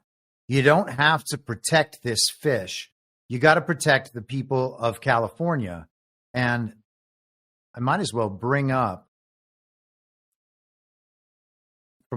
this is part of the EO background research I was doing last week. So he's talking about the permits, saying, let's get these permits done. We're going to push them through. I'm going to make sure that all of this gets pushed through. The water is going to be opened up so something like this never happens again, because we're constantly told about how California is droughted. And again, that's all the Resnick family, the Palm Wonderful. What is the other product? Oh, the Fiji water, of course, as I just mentioned a few minutes ago. They have all this control over the water in California. And so Donald Trump puts out an executive order last week called Putting People Over Fish, Stopping Radical Environmentalism to Provide Water to Southern California. Very, very short executive order. During my first term, the state of California, at the direction of its governor, filed a lawsuit to stop my administration from implementing improvements to California's water infrastructure. My administration's plan would have allowed enormous amounts of water to flow from the snow melt and rainwater in rivers in Northern California to beneficial use in the Central Valley in Southern California. This catastrophic halt was allegedly in protection of the Delta smelt and other species of fish. Today, this enormous water supply flows wastefully into the Pacific Ocean. So Trump's talked about this for a long time, and it's a big deal in Central California as well, because that's where a lot of the country's agriculture comes from. And even more of it could come from there if the water was provided. You can drive up and down California. I haven't done this, obviously, in I don't know, 5 years or something. But you can go from Northern California down to Los Angeles, take the 5, and drive through all of Central California and just see nothing but dry fields, billboards about water, some of them like handmade signs encouraging people to understand at least that the government is responsible for their water shortages. And so Trump's going right at it here. That lawsuit was brought to the world and supported by these environmental activist organizations that, of course, are all funded by globalists. It really is all just part of the same thing. And why would they do that? Well, they would do that on behalf of somebody like the Resnicks or like Rick Caruso, who wanted to do the rebuild here. And those rebuilds are always possible. They can rebuild anything they want in California because with no water, well, gosh, any part of California can end up just burning at any time. This isn't even fire season. This is the middle of winter. And Southern California has winter. It's the rainy season. So these are the organizations that were involved in bringing that Delta Smelt action. Defenders of Wildlife Action Fund. And you can go down and find out who they're involved with. The woman who is the CEO and president was appointed by Bill Clinton to serve as the director of the U.S. Fish and Wildlife Service. Huh, how about that? Sponsorships from the William and Flora Hewlett Foundation. Same globalists as always. Same global philanthropists. What else do we have? Bailey Wildlife Foundation. Biophilia Foundation. Whatever that is. That's gross. Doris Duke. Darcy and Richard Cupcho. The Henry Philip Kraft Family Memorial Fund. Wendy McCaw. The David and Lucille Packard Foundation. Park Foundation. The Resources Legacy Fund Foundation. Bill and Alice Rowe. The Turner Foundation. Wilberforce Foundation, the M.G. Murdoch Charitable Trust, the New York Community Trust, and the Robert W. Wilson Charitable Trust. And it just keeps going and going and going and going. Here's their political activity, blah, blah, blah. Let us continue. Also, that same case brought to you by the San Francisco Baykeeper Organization, leftist activist group funded by the Sierra Club. The Surfrider Foundation and Heal the Bay. They're one of those little subgroups. They plant this one down so that it can handle all the background on one lawsuit that needs to be completed so that they can keep total water control under one wealthy family. Isn't that great? You just put out all of these little lawsuits and you can completely control the government if the government also wants to be under control. And that's how it always goes. They just, hey, can you let this go through? Hey, courts, you want to do this friendly settlement? That'll become our new law, our new policy. Everybody's agreed. Cool. All these, I'm saying a lot today. Apologies. All of these partner organizations, you can go through and check their funding and who runs them. Let's keep it moving. Natural Resources Defense Council. By the way, this is all on influencewatch.org. They do excellent work over there. Natural Resources Defense Council highlighted this part. A Washington Examiner investigation discovered that at least 9 examples of NRDC participating in a sue and settle process among more than 70 examples of the practice among left-leaning groups with the Environmental Protection Agency during the first term of the Obama administration. In this process, a group sues the EPA and federal court to get the agency to issue new regulations by a certain date. The EPA and the plaintiff then meet behind closed doors and agree on a deal. Finally, the judge issues a consent decree, making that agreement, usually whatever the group wanted done, the law. The law. How about that? They were involved in the Keystone XL pipeline and the protests of that, Pesticide Action Network, ties to the White House, goes through the people, and the funding, Tom Steyer. How about that? The billionaire who was running in the Democrat primaries in 2020. Tom Steyer. He runs this little activist group, and he helped with the Delta Smelt litigation that helped keep California's water totally under control and inaccessible to the people of California and whatever their interests might be. Can't have it, can you? What would have happened for all of those people whose homes burnt down in all these California fires? Some of my, I won't say that I was affected directly by the Malibu fires, but did know people who were. I certainly wasn't myself, obviously. I never lived in Malibu. I had friends who lived in Northern California who were affected greatly by those fires and actually were forced to leave their homes and spend days with their family at a hotel. And yes, they're fine. Yes, their home is fine. All that is good and a blessing. I'm not saying that they themselves are the extreme version of any victim in the situation, but it affected their lives. Why did any of it happen? Well, it's a construction project and the water's under control by bad people. This is the other organization, Earth Justice, formerly the Sierra Club Legal Defense Fund. And of course, they're in everything. Every one of these environmental examples. Initial funding from the Ford Foundation, Sandler Foundation, MacArthur Foundation, David and Lucille Packard once again, and Brainerd Foundation. Those are their other funding sources. Its structure as a law firm was based upon the model created by the NAACP. How about that? Gosh, amazing. Keep going down. Litigation agenda, opposition to the Trump administration. So they're just a formal lawfare organization that does environmental lawfare on behalf of the regime to change our laws outside of the constitutionally mandated legislature. All of it, part of that false reality layer. This is how the false reality layer comes to be.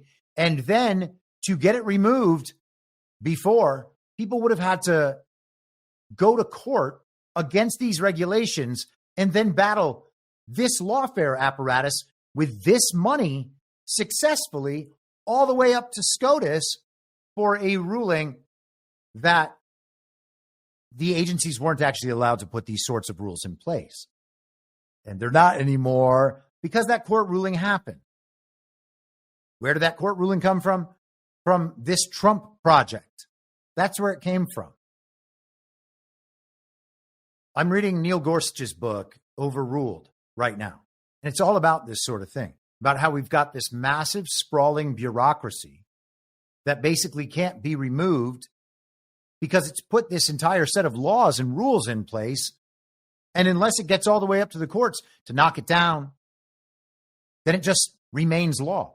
And so it's funny because he kind of lays out without mentioning it at all, lays out the basis for his opinion in all of these suits that are dismantling that false reality layer, that totally illegitimate bureaucratic layer of the federal government. And it's a very interesting read for that reason. But this is how all those rules and regulations get put in place. Of course, what does Earth Justice have to do with all of these other leftist agenda items? Well, it's all the same money sources feeding into Earth Justice and this lawfare apparatus that feed into other issues-based, activist-based lawfare apparatuses. Founders here, financials. These are all the bigger ones, and you could then dig from there. But that's the Delta Smelt. And so Trump put the executive order in place. Those rules are going to go bye-bye because the agencies actually don't have the authority to make those rules. They cannot enter into settlement agreements through lawfare to change the law. It is unbelievable that the country became so communist that regime lawyers could take nonsense litigation to regime-controlled courts, both sides funded by the same philanthropists and globalists, and then have the law by which everyone else has to live decided in those courts on the basis of rule writing, because no one could defeat their lawfare because no one wanted to. This is the sort of stuff that has to be collapsed from the bottom, okay? You're not going to go to your local officials and your illegitimate congressmen and senators and get them to pass laws that are going to remove this. It's not possible.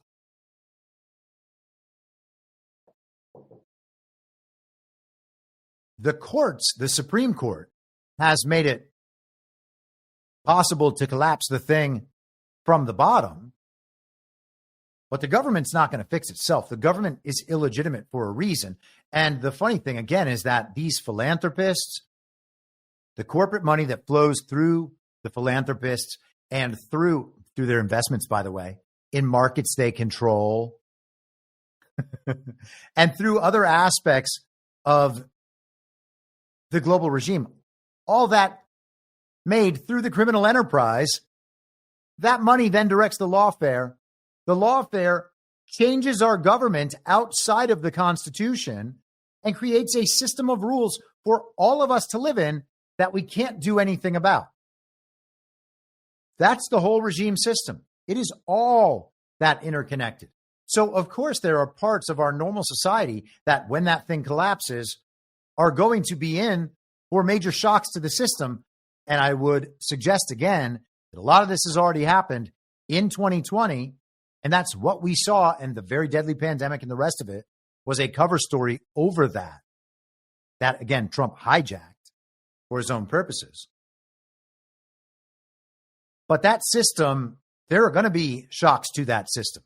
And I've said this a million times, but if there are aspects of your life dependent on the regime system, you should identify those aspects and figure out how to fortify in those aspects. If all your money is in a regime bank that could get shut off, for instance, and I'm not trying to scare anybody, then it's good to look at ways to diversify so that at least you have something over here and something over here in case this thing that is at some level regime dependent collapses.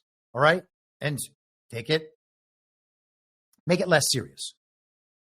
You're on Facebook still or Instagram somehow. And that's where all your family photos have been for the last 10 years. And you would be devastated if your account just vanished one day.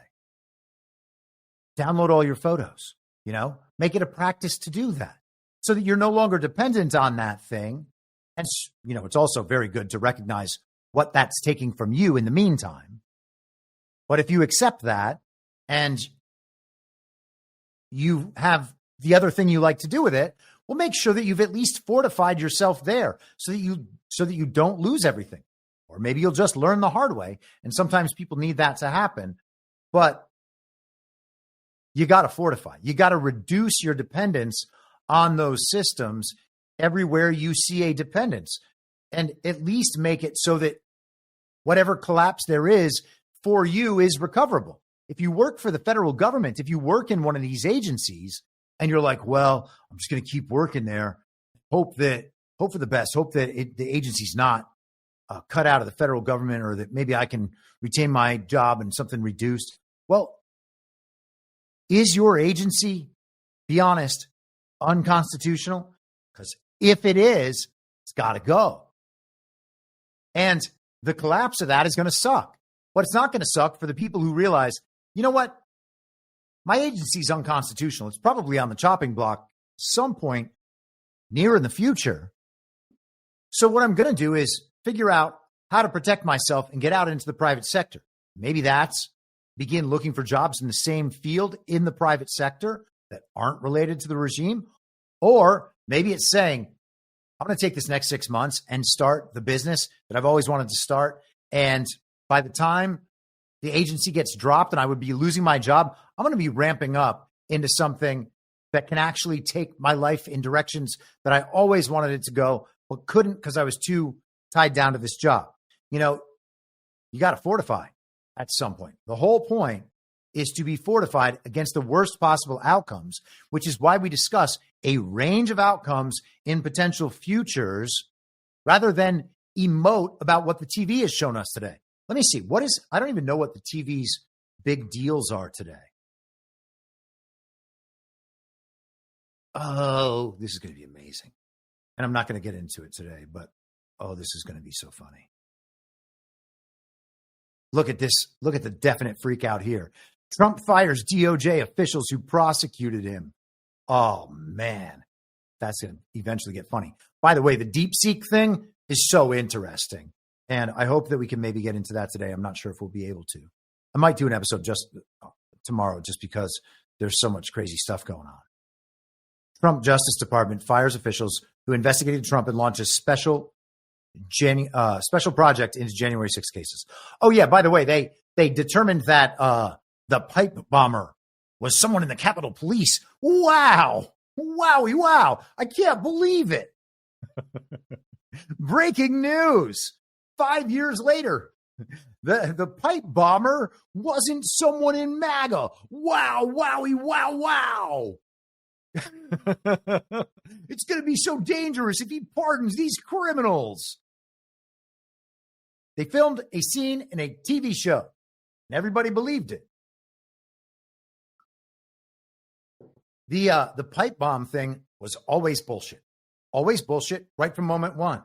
January 6th, 2021. People in our community were like, oh, yeah, that pipe bomb thing, that's clearly bullshit.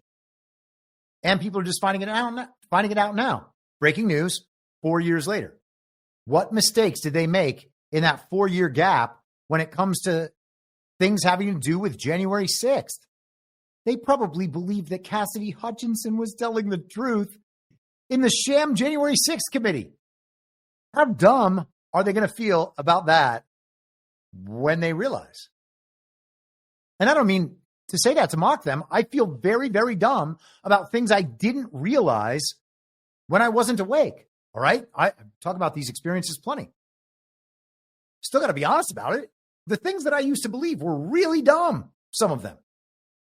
I remembered all the facts from the central narrative, from the official story. I was really good at that. I was even really good at telling people my opinion about those facts. All of that was mistaken. The epistemology was mistaken. No information from authority. Extreme skepticism all the time. It makes it really difficult to get yourself trapped in those situations. It's not going to give you the answers to everything. It's not going to tell you how to feel about the paragliding go-kart incident, for instance. What really happened? What really happened? Someone in my chat was talking about Mark Levin's wife and saying Mark Levin was probably good. And I'm not trying to take anything out on this person or anything. Just an example of what I think is a bad thought process. And this person has plenty of other good thoughts. Just this one I did not find impressive. And she said she thought Mark Levin was probably on the right side of things because his wife is at America First Legal and had worked on election integrity cases. Now, I can't produce which election integrity cases she has worked on, but she is definitely, I guess, part of AFL, and that's Trump aligned, and that should be a good thing. And, you know, Mark Levin is sometimes Trump, but at the end of the day, they're extreme Zionists who believe that babies were baked in ovens and beheaded after the paragliding go-kart incident. And so, you know, that means that there are aligned interests, sometimes perhaps, but that's it, okay? That's like divergent worldviews, and one of them is nonsensical.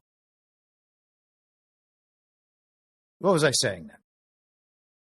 Gosh, I totally lost track. I shouldn't have gone to the Mark Levin thing. It'll come back to me. I'm going to pause for a second and take a look at the chat. Ah, yes, the pipe bombers. Ah, yes, the pipe bombers. And the nonsense, whatever people are emoting about, in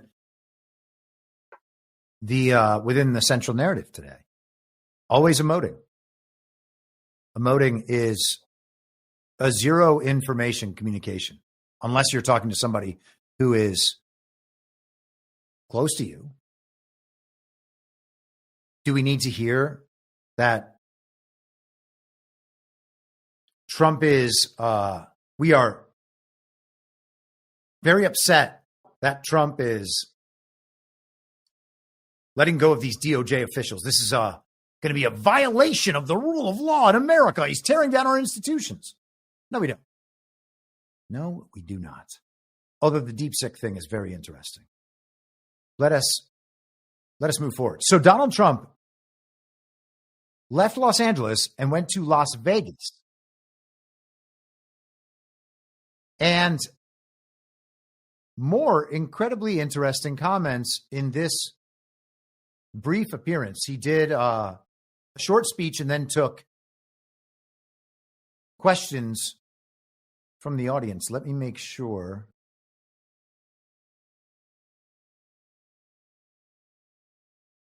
That I'm right on track here. Yes, I am. Okay.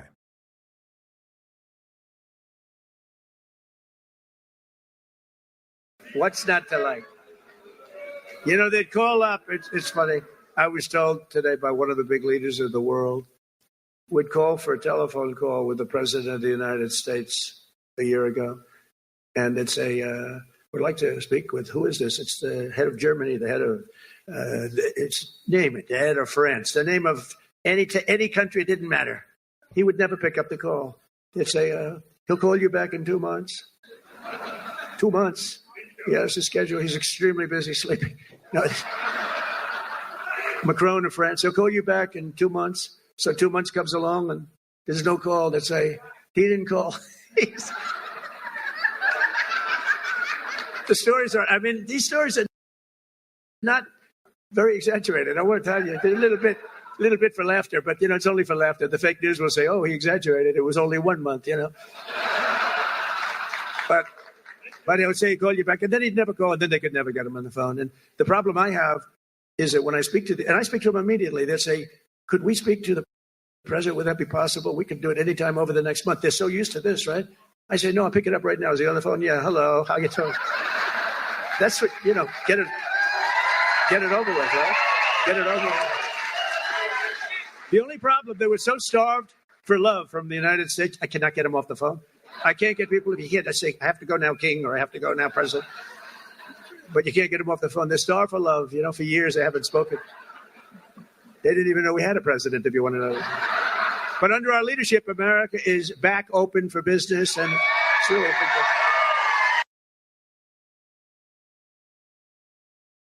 I mean, what more can you say? You know, we got called conspiracy theorists for the last 4 years for saying this. Joe Biden will never be president. Joe Biden was never president. He just said that world leaders, the most powerful people in the world, would say that they couldn't get a phone call with the president.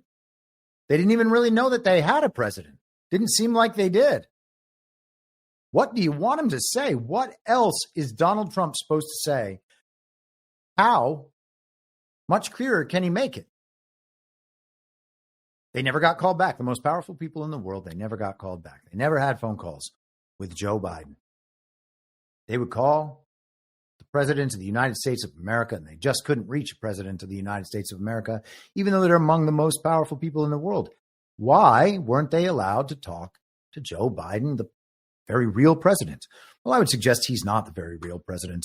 And Trump there is hilarious, by the way. That's just a comedy routine. And he crushes it with the comedy routines. He just does. I think that's one of the things that makes them so mad at him, because they know he's funny. And so they can call him all the names in the book and make him seem really bad. Oh, Donald Trump's the bad person. He's angry. He's mean.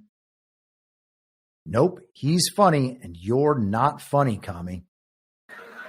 But a young waitress, I think you could call young. You're probably not even supposed to say young. Probably supposed to say a waitress. But a young waitress came up and I said, how are you doing? And in my restaurant in the hotel in Trump, I said, how are you doing? And she said, not great, because they're after me so viciously for tips. They just want my tip income and they don't believe me and all of this. And she said, it's terrible. You know, sir, you should have no tax on tips. I said, what? So what you just say? No tax on tips.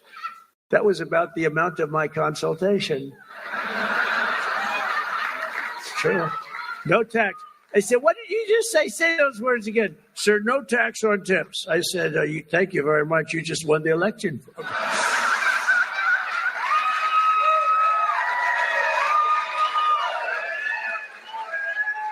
No, we did research into it. I think it's going to be great. But under the Trump administration, the forgotten men and women of our country are going to be forgotten no longer. You know that. They weren't forgotten 4 years ago. On day one, I immediately halted the hiring of any new IRS agents. You know, they hired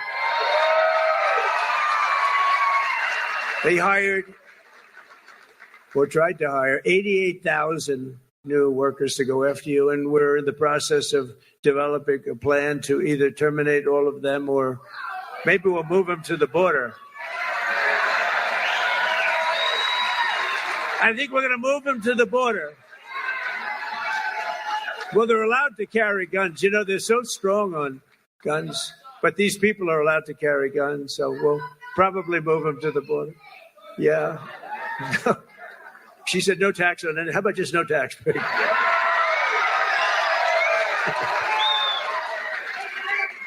do that. You know, if the tariffs work out, like I think a thing like that could happen if you want to know the truth. You know, years ago, 1870 to 1913, we didn't have an income tax. What we had is tariffs, where foreign countries came in and they stole our jobs, they stole our companies, they stole our product, they ripped us off. And, you know, they used to do numbers, and then we went to a tariff system, and the tariff system made so much money. It was when we were the richest, from 1870 to 1913. Then we brilliantly came in with an income tax. No, we don't want others to pay. Let's have our people pay. And then you had the Depression in 1928, 1929. I call it 1929. That was a bad time, but, you know, you didn't have tariffs, and you had tariffs that ended in 1913. But it was the richest our country ever was. So I did an episode last, I guess, late spring, June 14th, called Read My Lips, No Taxes. And in that episode, I argued that it was not going to be possible to have a federal income tax after the point at which Donald Trump said that he was not going to have taxes on tips. Now, for many years, people in our community, Joe Lang has written about it, actually. But many people have believed that Donald Trump brought the Fed back under Treasury. And the Fed is is our government's bank, run by the regime bankers. It's not part of the United States government, or at least it wasn't. And the IRS are their bagmen. They charge us a rental fee to use their fiat currency, and they force the citizens of the country to pay them to use the currency in order to have a job or own a house, quote unquote, or do virtually anything else in our society. If you want access to money, you have to pay their rental fee, and you do that by reporting everything you do financially throughout the year and sending it to them. Here's everything I've done with your currency that I'm renting from you. Here's how much I owe you for a rental fee. That's what they make us do. Okay. There's no constitutional basis for it. The 16th Amendment was not properly ratified. It is a disgrace that we've had a federal income tax, and that it's not even a federal income tax. It's a global regime rental fee to participate in their fiat currency system. That is what it is, properly construed. So Donald Trump, if he is doing what I think he's doing, and, you know, kind of the grand theory of the case that I've laid out now for 4.5 years, if I am right about that, and I still feel very much on track on this, so, I'm still going to believe that as long as it remains on track, it remains on track as far as I'm concerned. So I think that Donald Trump is going in the direction of writing these things back to the way they were, certainly at the Constitution, but I believe prior to that, and taking America back to that point. And so the federal income tax has to be done away with. Tariffs can replace everything the federal government needs to spend money on. And if we don't make enough money to have a federal government of this size, well, I guess that means we can't have a federal government of this size. And if it means that we don't make enough money to have a federal government at all, well, then I guess we don't have a federal government at all. And we're going to have our federal government reduced in incredible ways. And that includes even things like the Defense Department, because the way it was supposed to be is that there would be a militia in each state, and that the governor of that state was the commander-in-chief of that militia, and that the president would then call together the militias of the several states in order to defend the country against foreigners, not to go out and capture foreign lands on behalf of the global regime. And so, of course, that's been inverted like everything else, and Trump is unwinding that. If I'm correct about all that, then the government is going to be very small, and we're not going to need a federal income tax. We don't need to charge the people of the country a rental fee to use the country's currency, because it's not any longer going to be the global regime's currency. And it can still be called the U.S. dollar. And I think part of what's happening in the world through drainage is that a lot of the money laundering of the fiat currency that has been produced on the back of American labor and, obviously American blood for centuries, at least decades, but centuries. The expansion of that through modern monetary theory, just the continuous printing of whatever new dollars they need, pinned to our backs forever until they crash the currency and replace it with central bank digital currencies. That can actually all be unwound and unlaundered. And as the money for the criminal enterprise gets unlaundered and gets seized, drained from the criminal entities, well, then that can just be disappeared back through the system, restoring the dollar, the value of the dollar, and eliminating the national debt. And of course, we talked about that the other day as well. The national debt is being eliminated. You cannot owe a debt to the people you've just defeated in a war, and the debt isn't legitimate in the first place. It's just what's called odious debt. And I posted on this over the weekend after someone in my chat on Telegram brought my attention to it. And I think that I didn't know that this was what it was called, but this is what it is. Odious debt is exactly what I've been describing here for a while. In international law, odious debt, known as illegitimate debt, is a legal theory that says the national debt incurred by a despotic regime should not be enforceable. Such debts are thus considered by this doctrine to be personal debts of the government that incurred them and not debts of the state. In some respects, the concept is analogous to the invalidity of contracts signed under coercion. Whether or not it is possible to discharge debts in this manner is a matter of dispute. Well, what if you are systematically eliminating the power of the debt holders on the basis of their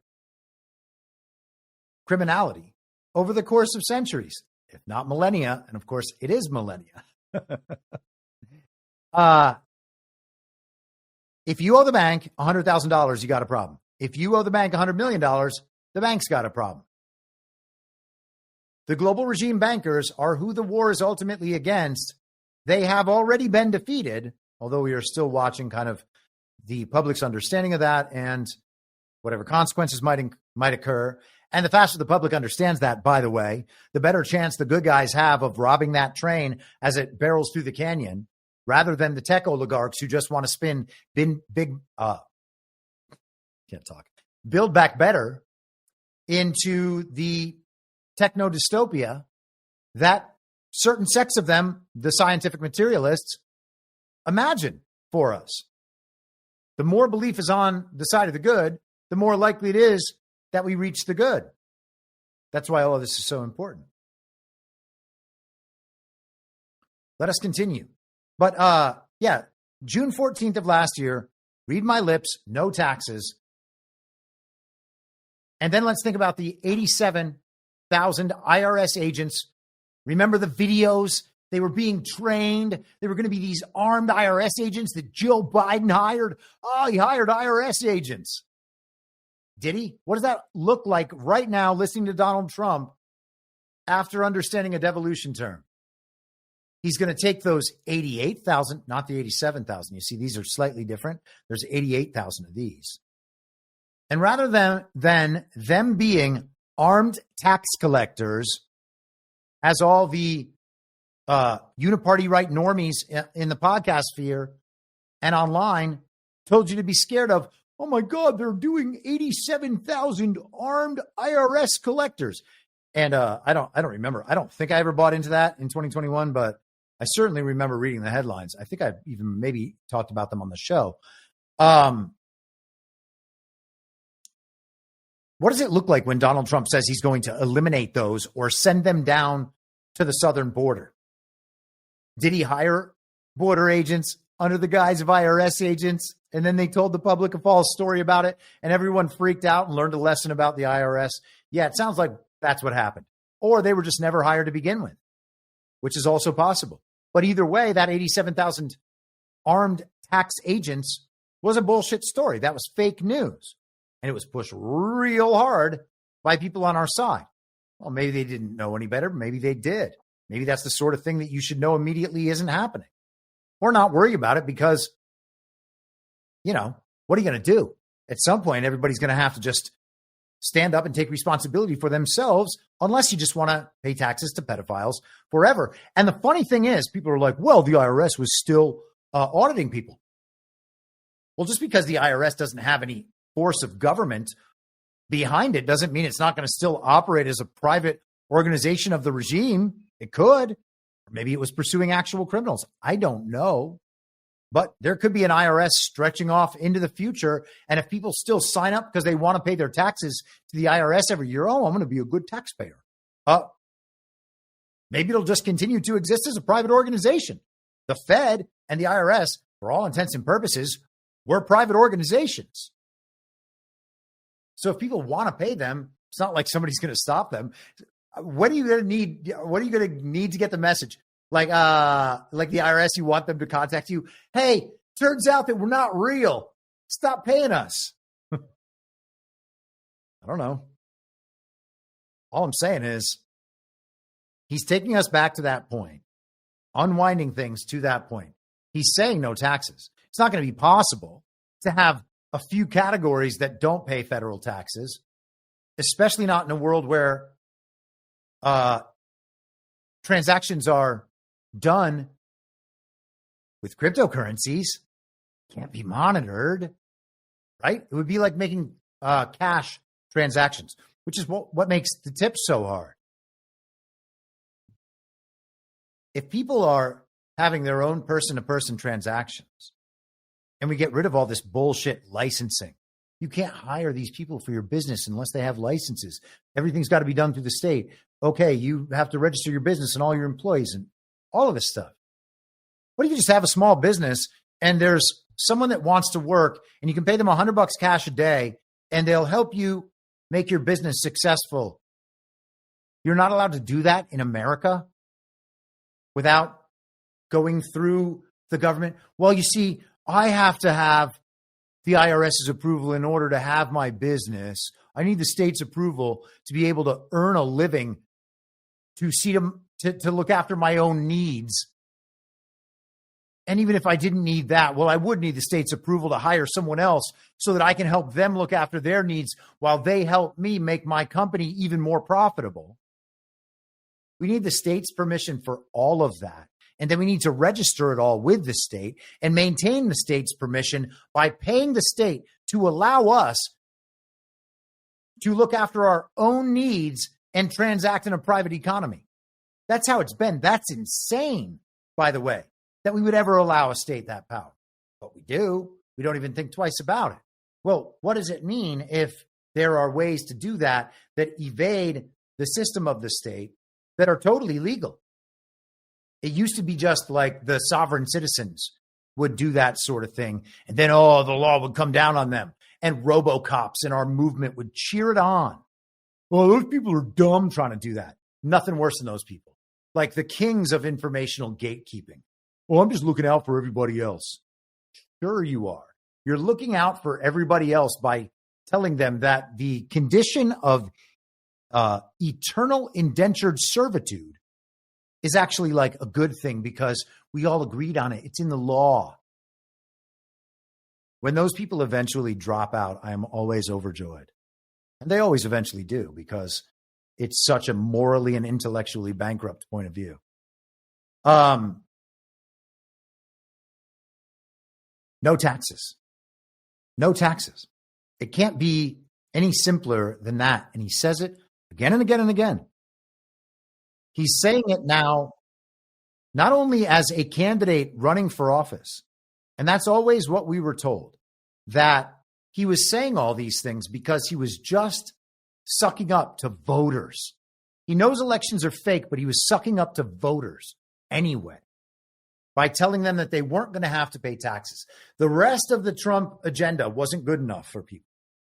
I mean, sure, it won in 2020, but it wasn't good enough for people. He needed to go to that next step and say, you're not going to have to pay taxes. He was just kidding. It was a campaign.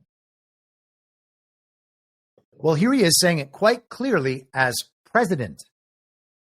By the way, one of his executive orders took us out of the global tax structure. Did you know there was a global tax structure where we subsidize other countries' taxes? We have to pay them because what? They never told us, really. They're our ally. Every single day of my term, we're living by the motto, promises made, promises kept. I kept my promises. It's why we won. It really is why we won. We won because of the past 4 years. We won because of that. But this is going to blow it away. Because when I came in, I had no experience. I didn't do this before. I never did this. I was never a politician before. I was talking JD Vance. By the way, hasn't he done a great job, JD Vance? Because JD went right to the Senate, and then he went to the vice president and said, JD, you're really upwardly mobile. He said, you're more so than me. I said, why do you say that? He said, you went from being a real estate developer to the president. That's a pretty big, I never thought of it that way. I guess I'm the most upwardly mobile politician in history. I didn't make any stops along the way. It will be the greatest honor of my life to serve not once, but twice, or 3 times, or 4 times. Oh, what did he say right there? Headlines from the fake news. No, it will be to serve twice. For the next 4 years, I will not rest. I will not yield. And together we will not fail. We will win, win, win. We will. All right. So you get it right there. I mean, how many times does he need to say it?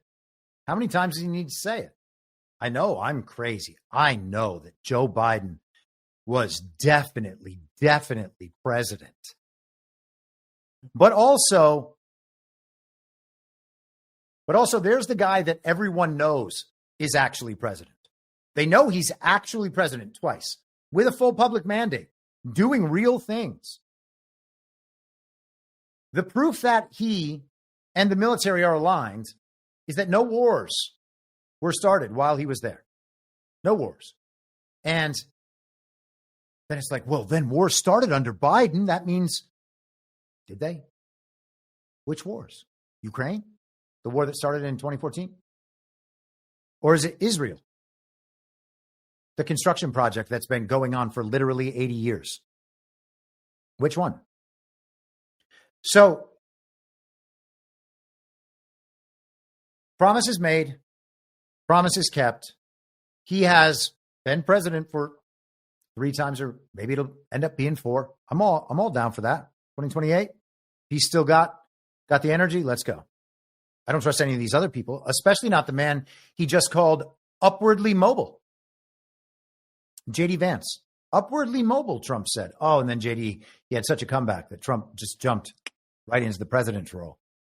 JD went from Trump hater, who had published a really, really inauthentic book called Hillbilly Elegy that was turned into a Hollywood movie by Ron Howard to make JD Vance look like he was from very humble beginnings. And he went to Yale and he served, and he's really made something amazing of himself. Now, he's very smart and very important, and he does all this finance stuff for Peter Thiel, and all of a sudden he's running for Senate in the fake elections of 2022, along with Blake Masters as the Peter Thiel guys. Of course, he wins by so much because now he has the president on his side. So he's the Ohio senator, and then he just gets plucked one day in July. Trump announces it on Truth Social. JD's the guy, I guess.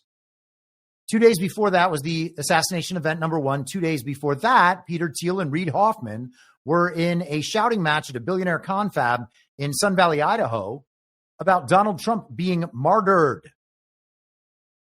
And then Thiel's guy, JD, became the running mate in the fake campaign leading up to the fake election. And now JD Vance, we saw him get inaugurated as vice president. And he is playing a very good vice president. Donald Trump, he just shows up wherever Donald Trump just was, and then has a public display that gives him credit for the thing Donald Trump just did. And if they weren't calling him vice president, it would look exactly like JD Vance was playing the president right now, right after Donald Trump had already played president. It's like in Venezuela when you had Maduro and you had Guaido, but the regime was calling Guaido president. In this case, Trump and the regime are calling Guaido vice president. Okay? And maybe that will help people think about what I see as the relationship here. But JD Vance is following Donald Trump. I pointed this out, by the way, during the campaign. It was after the return to Butler speech when the opera singer was on, and then RSBN and some of these other channels, maybe it wasn't even RSBN, some of the channels broadcasting that massive rally with Elon Musk jumping for joy. They broadcast that, the return to Butler, featuring Donald Trump and also Elon Musk and JD Vance and all the super friends. It's weird when all the super friends show up, isn't it? All the fantasy team.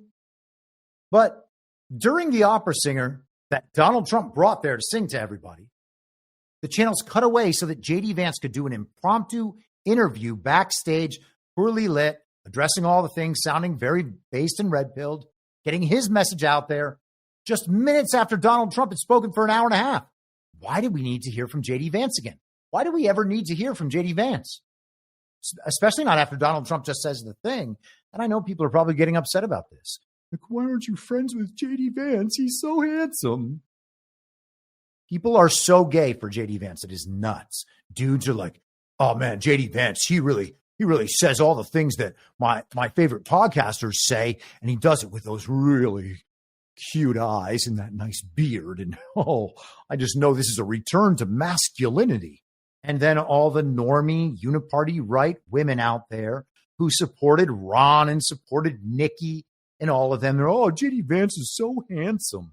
When he does the Vance glance, yesterday was all about JD Vance saying to Margaret Brennan, is that what it is?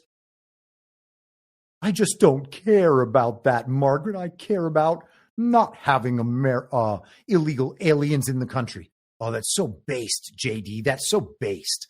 Let's look at JD Vance following up Donald Trump once again. Trump goes to Western North Carolina last week, and now JD Vance has got to go to Virginia to talk with Glenn Youngkin about how to save people from the storm there. Trump did it Friday. JD does it Monday. They make him look as though he's the president. They have him walking down the steps from the plane and shaking hands and taking pictures, and getting into a big black car. It's amazing. These stories just in the last hour that I've been on the ground of federal agencies that have not developed and deployed the resources necessary, of federal bureaucrats that have been a barrier as opposed to a facilitator of some of the federal resources. And I think the country has decided collectively that we want to help the regions of our country that were devastated by this flood. So why are the bureaucrats not doing the American people's will and frankly holding up some of the aid here? I want to hear from the governor here in a second, but let me just say one last thing. I've been the Vice President of the United States for all of 7 days. This is, I think, my 7th day on the job, and this is an incredible place to have my first official trip. I heard so many good stories of good people helping their neighbors rebuild, of a woman at a church helping an elderly woman clean off photographs that were destroyed by or at least damaged by the flood, of people who have volunteered their time, have come out of retirement, volunteered and donated their money to help people rebuild or fix houses. This is just an incredible place with incredible people, and I'm honored to be the vice president of a country that's as kind and generous as the people here in Damascus. So we're going to try to make sure the federal government does right by them, and I'm going to go back to Washington with that message and that directive from the people here on the ground in Damascus. It's great to be here, and let me just say one final thing. They are very, very, I think, blessed to have one hell of a governor in Glenn Youngkin. Thank you, Governor. Bless you, sir. Yeah. Bless you, sir. I don't know why he's going down there. I don't know why he needs to go down there. People say, well, he's just backing up Trump. Why do you believe that? I don't know why anybody believes that. I don't know why anyone gives any benefit of the doubt to anyone other than Trump. If you can see that someone is out there, like legitimately in front, like that's the guy, tell me what JD Vance has done.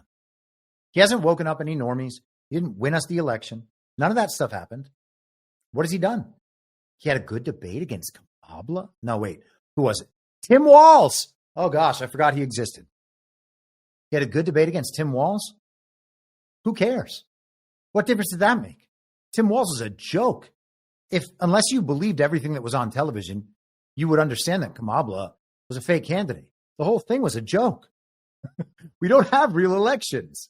And so I'm not sure what it was that he accomplished, that he did. He got us the people who were the most anti-Trump in the quote-unquote conservative movement. He brought the uniparty right along. Ron supporters. Who was it? I don't know who it was. We talk about Vivek Ramaswamy. The Vivek Ramaswamy saga marches on. And, of course, Vivek Ramaswamy was best friends at Yale with JD Vance and Usha Vance. And JD's son is named Vivek. And it seems like JD Vance was installed in that Senate seat in Ohio. And that was supposed to fast track him into national office, president or vice president, maybe Ron's vice president. Ron was going to be the hero of COVID, if you recall. He was presented as the hero of COVID. He was presented as the winner of the certainty winner of the fake primaries. There was a whole media operation built up around Ron DeSantis a year in advance, a year and a half. What is it? 16, 17 months in advance of him actually announcing that he was going to be running for president in May of 2023. His media operation started in at least January of 2022. And he ran for governor. And then immediately it was obvious, because Trump made it obvious, that he was going to run for president. And which is why Trump announced immediately after those midterms. And so, there was another story that was written. And that story is still playing out. Trump is just hijacking that story at every moment and making part of it his own with whoever comes with him. And the rest is sifted out and splits off, never to be seen again. And we just always assume that because he was nice to these people at some point, or because these people say nice things about us at some point, that all our interests are aligned. I don't buy into that at all. I don't know how people are not more skeptical about these figures. And I used this example last week just to run through it quickly again. There are a lot of people now who think that figures like, let's say John Bolton, he's an easy one. Most people don't like John Bolton. Or, Nikki Haley was his former UN ambassador. said lots of good things about Ron DeSantis. Ron DeSantis doesn't seem like he's on the team, or maybe he is. I don't know. Who else? Mike Pompeo, Mike Pence. Those are people who we in Badlands have considered for many years because, you know, some people kind of feel more strongly about it and some of us are just kind of open to these ideas, but that they might actually be good guys who played the exact role they needed to play and have just maintained their public image as anti-Trump or sort of Trump or whatever. A lot of people think they're bad guys, though. And if you think they're bad guys, you have to be able to apply the same mindset, even if you just doubt them. Even if you think, well, I think that they're probably good guys, but there's definitely reason to doubt. Why don't you apply that same thinking to the people who are there now? JD Vance, Pete Hegseth, Tulsi Gabbard, RFK Jr., all of them. I have no problem with these people, potentially. But also maybe they're bad. We don't have to like them. We don't have to decide they're good because Trump brought them close to him. He's brought plenty of people close to him in order to be able to highlight them and their broader meanings. And it's possible that Vivek, through this H-1B visa thing, outed himself, or it's possible that he's outing JD Vance by association. I'm open to all these possibilities. Maybe JD Vance is out there to spotlight and expose Vivek Ramaswamy, or maybe it's to expose Peter Thiel and the tech bros. I don't know, but I have seen nothing so far to suggest that JD Vance is not aligned still with that side of the kind of libertarian tech bros who are nonetheless scientific materialists and not primarily interested in the good of the American people. They're interested in bringing on the machine world and getting rid of the useless eaters, managing everything in efficient ways so that the next thing can be built up. And eventually they'll call that thing the Ubermensch. I mean, it sounds dramatic, but it is exactly the same project. And it's exactly the same people, by the way. Neoconservatives are just in that same ideological line. I don't know why any of this is too hard for people to even believe or possibly consider that everybody aligned with the bad thing is also actually pursuing the bad thing. It's not 100%, but you got to consider it. So this is NBC News today. JD Vance's political team signs on to run Vivek Ramaswamy's bid for Ohio governor. So Vivek just got passed over for JD Vance's replacement in the Ohio Senate. And in response to that, he's going to run for governor. Vivek Ramaswamy, the guy who just a few weeks ago was the leader of the Americans are too stupid and our culture is too degenerate and rotted, not like Indian and Asian cultures where the people work hard. Ours is too lowbrow and incompetent. That's why we need millions of foreign workers. That was Vivek's argument. That guy expects that argument to play in Ohio in a race for governor after not being named Ohio senator. Now, Mike DeWine seems to be quite a rhino. So do we trust his choice of John Husted, the lieutenant governor, to fill that Senate seat? Well, what was the Senate seat before? The Senate seat before was JD Vance, put there personally by Peter Thiel, and Donald Trump said, yeah, I guess that's okay. But then the fake election didn't produce a win for Blake Masters down in Arizona. Strange, huh? And then Blake Masters, I believe, just ran for Congress. And I think he lost that race as well, which is kind of amazing. I mean, maybe Blake Masters is doing this specifically to lose on behalf of the good guys.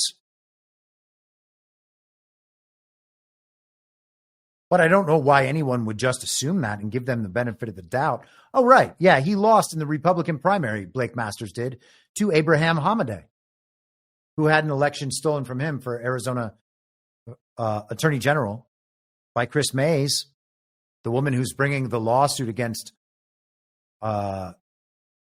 Donald Trump's designation, his executive action for birthright citizenship. So the illegitimate Attorney General of Arizona is leading that litigation. She beat Abe Hamadeh in 2022 in the election that Blake Masters lost, the other Peter Thiel guy. But JD Vance won in a similarly fake election in Ohio. Isn't that interesting? And so then JD Vance moves along. Vivek wants his spot in the Senate, but doesn't get it. Husted gets it instead. And so now he says, well, you know what? Then I'll just run for governor. He's going to run for Republican governor of Ohio while being the face of H-1B visa support on behalf of big tech. That's what we're going to be told. And who's supporting him? Well, JD Vance's team is supporting him. Is Donald Trump supporting him? We may see at some point that Trump does, or we may see Trump hijack a sure thing Vivek Ramaswamy win based on Ohio's fake elections. So it's all possible. But he's not the one behind it yet. Vivek Ramaswamy has landed Vice President JD Vance's top political advisors to guide his soon-to-launch bid for governor in Ohio, a source involved in the planning told NBC News. The hirings follow conversations between Vance and Ramaswamy over the last 2 weeks, said this person, who granted anonymity to share details of private discussions. The hirings also signal that Vance's team, which overlaps in places with President Donald Trump's, is fully behind Ramaswamy, and that Vance himself is comfortable loaning out his advisors' talents to him. Ramaswamy, a biotech entrepreneur who has known Vance since their studies at Yale Law School, last week parted ways with the new Trump administration's Department of Government Efficiency, or DOGE, just as the federal spending watchdog project was getting off the ground. That's because of the H-1B thing, because he wasn't doing anything and there was a falling out, or so the reporting goes.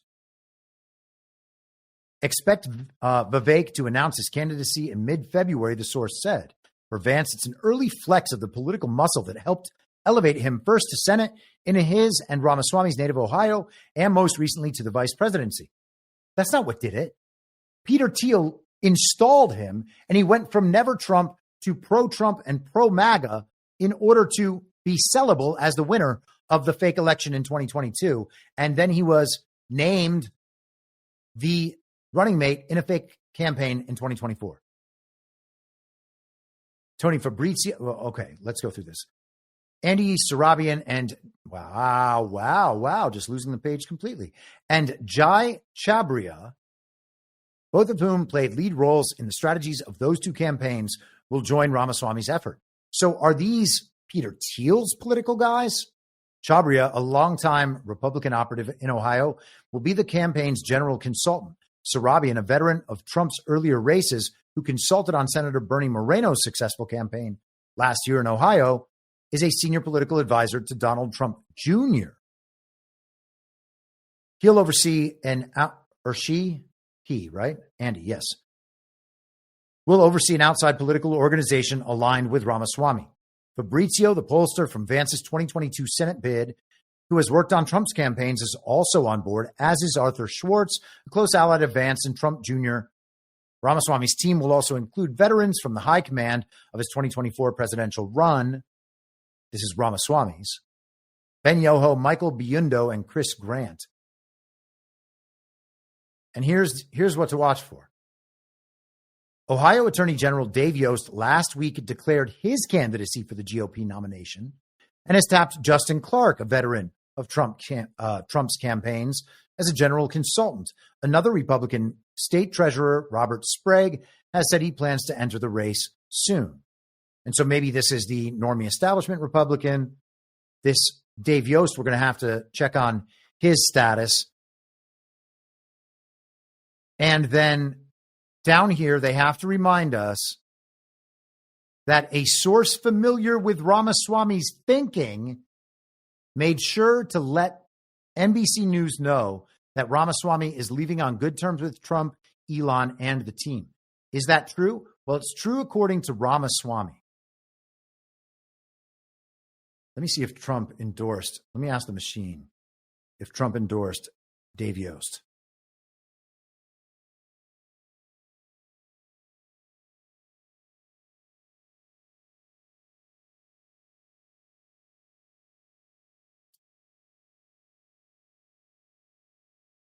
Hold for processing. The machine wants me to know that it believes I'm asking about whether he's endorsed Dave Yost for governor. Let's see. That'll be the indication. Whether Trump supports Yost in some way or Yost presents as the obviously MAGA candidate, Donald Trump is probably going to endorse whoever is slated to win the fake election, assuming we're still going through with the nonsense of elections at that point. So, but that's something to watch for, to see where the Dave Yost support goes. So JD Vance's team is now going to be working with JD Vance's best friend, Vivek Ramaswamy, so that Vivek Ramaswamy, the guy who is now the face of H-1B visas, can attempt to win Rust Belt state, Ohio. The most important Republican state in the Rust Belt, we've been told, right? Because Pennsylvania and Michigan, and Wisconsin, they're purple states. No, they're not. They're all red states. But Ohio has been very consistently Republican for a decade. It's been a while since they were a swing state, a purple state for Barack Obama. That's very interesting. Vivek Ramaswamy, unless he becomes full MAGA with Trump's full and overwhelming endorsement, could never actually win a real election in Ohio at this point. Vivek Ramaswamy is kind of a joke at this point. Real good indicator, though. Real good indicator. And I know it bothers people. I'm really sorry about that. I wish that I could cheerlead with the rest of them, and I'm not trying to separate myself in any way. Somebody's got to play the opposite side of these things, man. If nobody's going to question JD Vance for 4 years? Because he's just next to Trump the whole time. And so he's the anointed one. We all grovel before him. We say, oh, JD Vance, you're going to be our next president. This is so great. We're going to get 4 years of Trump and then 8 years of JD Vance. Why would I sign up for 8 years of JD Vance right now? Why would anyone do that? That's like the fastest route back to going to sleep forever and to bringing on everything we just fought to oppose. And I'm not saying JD Vance represents that. I'm saying this sort of thinking that says, well, he's okay because this other guy seems to think he's okay. And therefore, because it's way less work and I can just agree with the consensus, it won't be my fault if we were wrong because everyone thought it. Somebody's got to be voicing that in public. And I know that some of you agree with me and might on whatever platforms you kind of disseminate information on. And that's wonderful. But if I'm going to be the biggest voice saying it, if no voice of even my small stature is saying it, well, then I'm going to do it. And I think that we have to be looking at all these people. I don't see anything that JD Vance has ever done to give me any confidence that he is authentic, even in his basic nature. Okay. He seems to me like the Barack Obama of the based and red-pilled uniparty right. Oh, we're totally defeating woke. Same thing as Ron DeSantis. Imagine Ron DeSantis was the president and JD was the vice president, or vice versa. They would have both ridden in there on their 2022 MAGA wave, right? Or not MAGA wave, but because Trump would have been out of the picture. Remember what they said to us after the 2022 midterms. Why did we lose MAGA candidates? Donald Trump lost us those midterms. You know where we did really well? In those red states, Texas, Georgia, and Florida. Greg Abbott, Brian Kemp, Ron DeSantis. Fake elections, all 3 states. I've lived in Texas. Elections are fake in Texas. They're run on machines. The machines are a joke. Just like California, it's no different. It's no different. How can it be different? It's only different in branding because you're branding to different people. And the same thing is true in Georgia and Florida. And until that's different, until we have real elections, why would you just give the benefit of the doubt to people who could make a difference and don't? I never understand it. I really, really don't understand it. And I wish I could cheerlead, but someone's got to say it. Someone's got to say it. He is going everywhere that Trump goes to be the public-facing, regime-facing, normie-facing Trump alternative. But he is not a Trump alternative. Well, he's certainly not Trump. He is a Ron DeSantis was the Trump light version of Donald Trump. Glenn Youngkin is the Trump light version of Mitt Romney. Nikki Haley is the Trump light version of Kamala. Vivek Ramaswamy is the Trump light version of Barack Obama. You can have it in whatever variety you like. Everybody's going to pitch a more populist narrative. Everyone. AOC is the Trump light version of Bernie Sanders, whatever. You can just keep the thing going because all of the different political brands that the regime attempts us to sell, or attempts to sell us, apologies, are going to be represented because they have to be represented. There's a market demand for that specific thing, so it must be sold to people. A Yale guy who's good looking and well-spoken and young and seems like a strapping kind of dude, well, all the guys who are still listening to Joe Rogan and Ben Shapiro are going to think that that's super manly. Oh, yeah, bro, talk about testosterone. It's so weird how these, like the guys who talk constantly about alpha males online, like the Mike Cernoviches of the world and all the dudes in like still in the alt-right manosphere. Like, I get it, okay. You got to be a man. You don't have to be a neutered liberal man. And trust me, I have spent my life around many of those people and used to be one for a while. Expressing those political beliefs, catering, like adjusting the things that you will say and believe and act out based on all the liberals around you because you're trying to fit into their cultural system. There's still all those guys out there professing the alpha maleness, most of them in the mainstream, are doing the same thing. They're trying to impress those liberals and trying to signal. And JD Vance is the same kind of signaler. He's signaling the same things to the same kinds of people. And he likes to tease and tickle fight his liberal friends. And so people see themselves reflected in JD Vance, and the guys are very gay about it. And the women are, I guess, confused. And obviously I'm not talking to my audience here, although probably some of you. But the JD Vance thing is the gayest thing I've ever seen. It's nuts. Let's move on. So this is a story that intersects a bit, and maybe we'll just kind of touch on this today and go through a couple things, and then I'll try to wrap up soon. I can't believe how long my show has gotten now that I'm reducing the number of days, but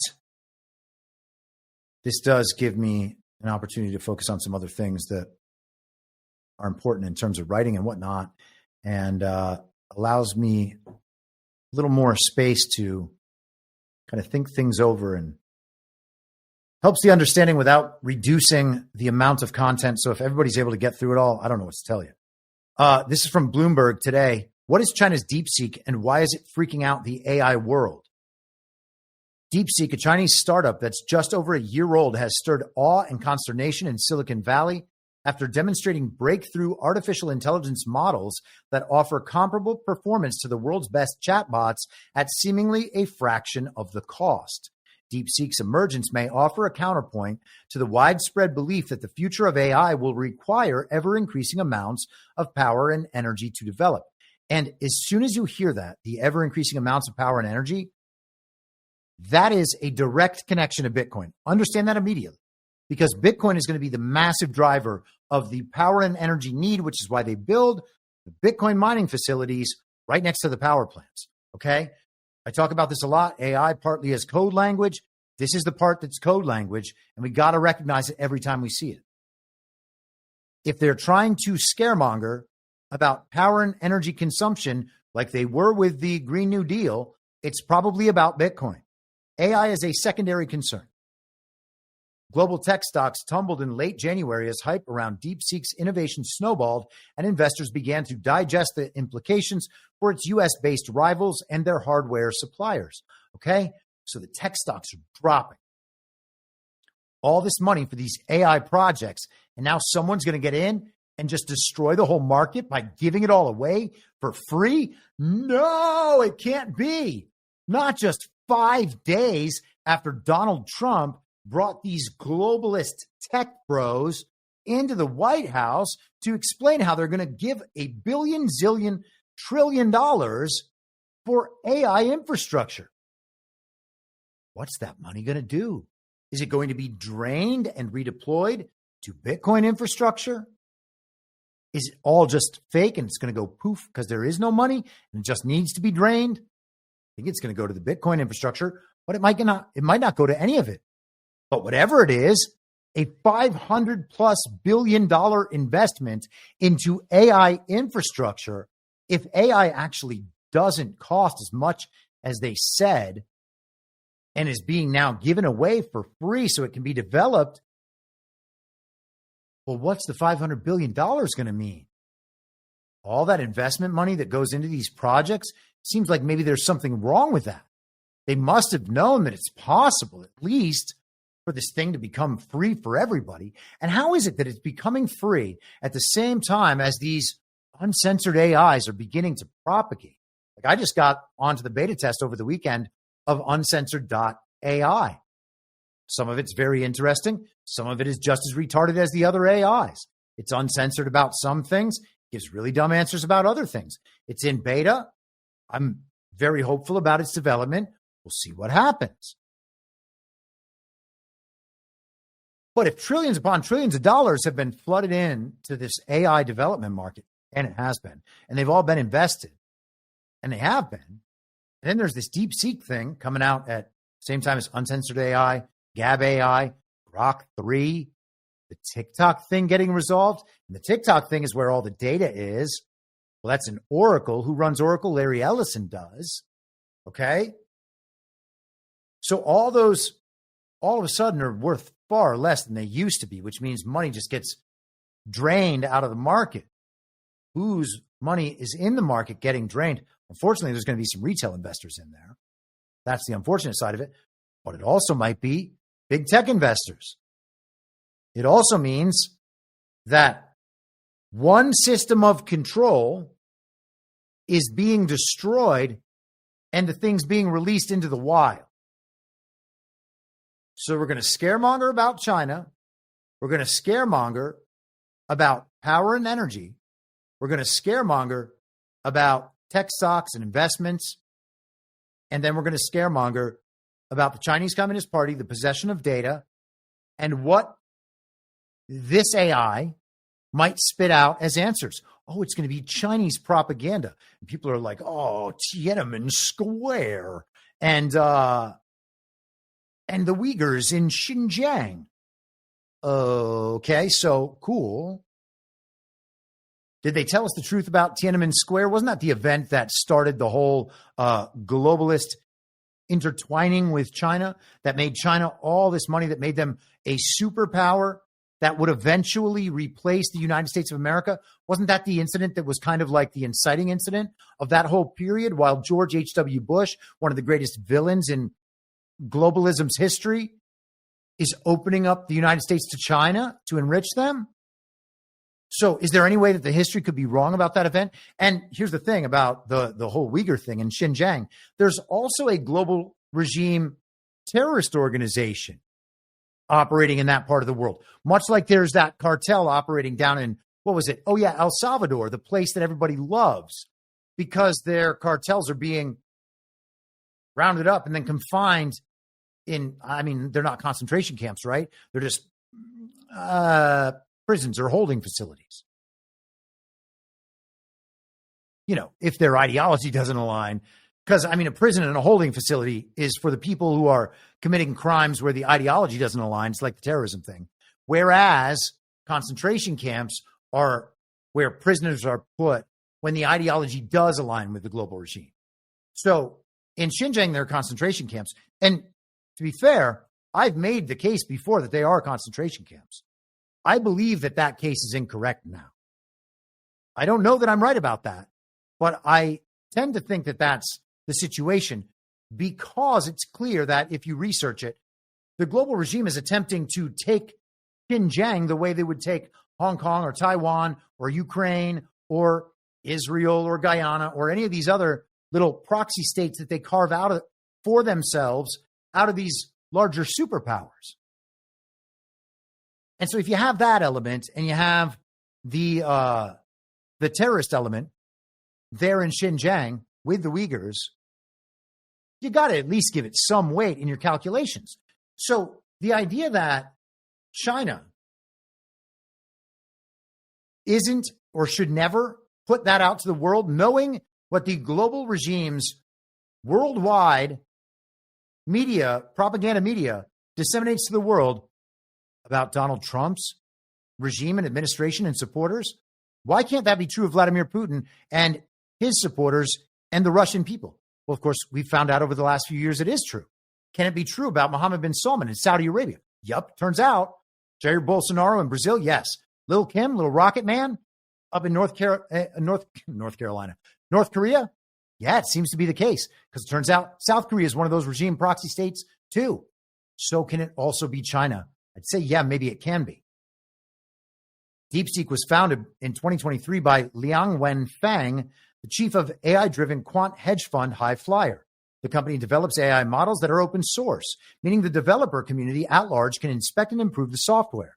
Its mobile app surged to the top of the iPhone download charts in the U.S. after its release in early January.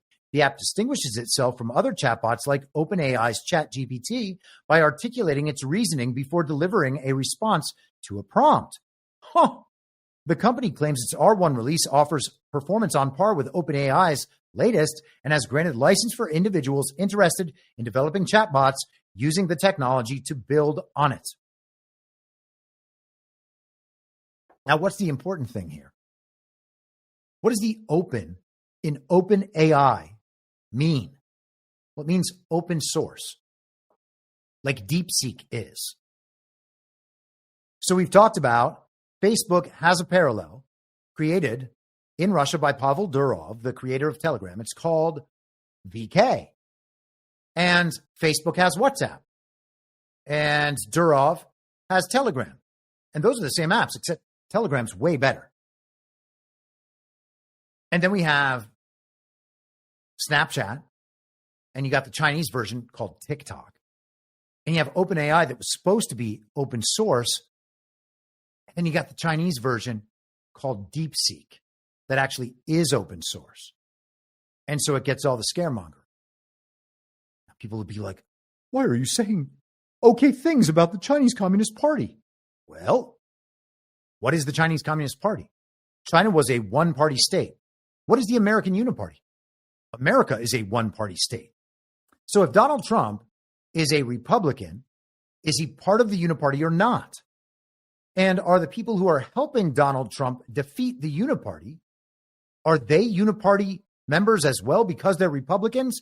And in 10 years, when this distinction becomes absolutely obvious to everyone, should we be mad at Trump and his allies in the quote-unquote Republican Party as they help defeat the Uniparty and make the Uniparty obvious to everyone?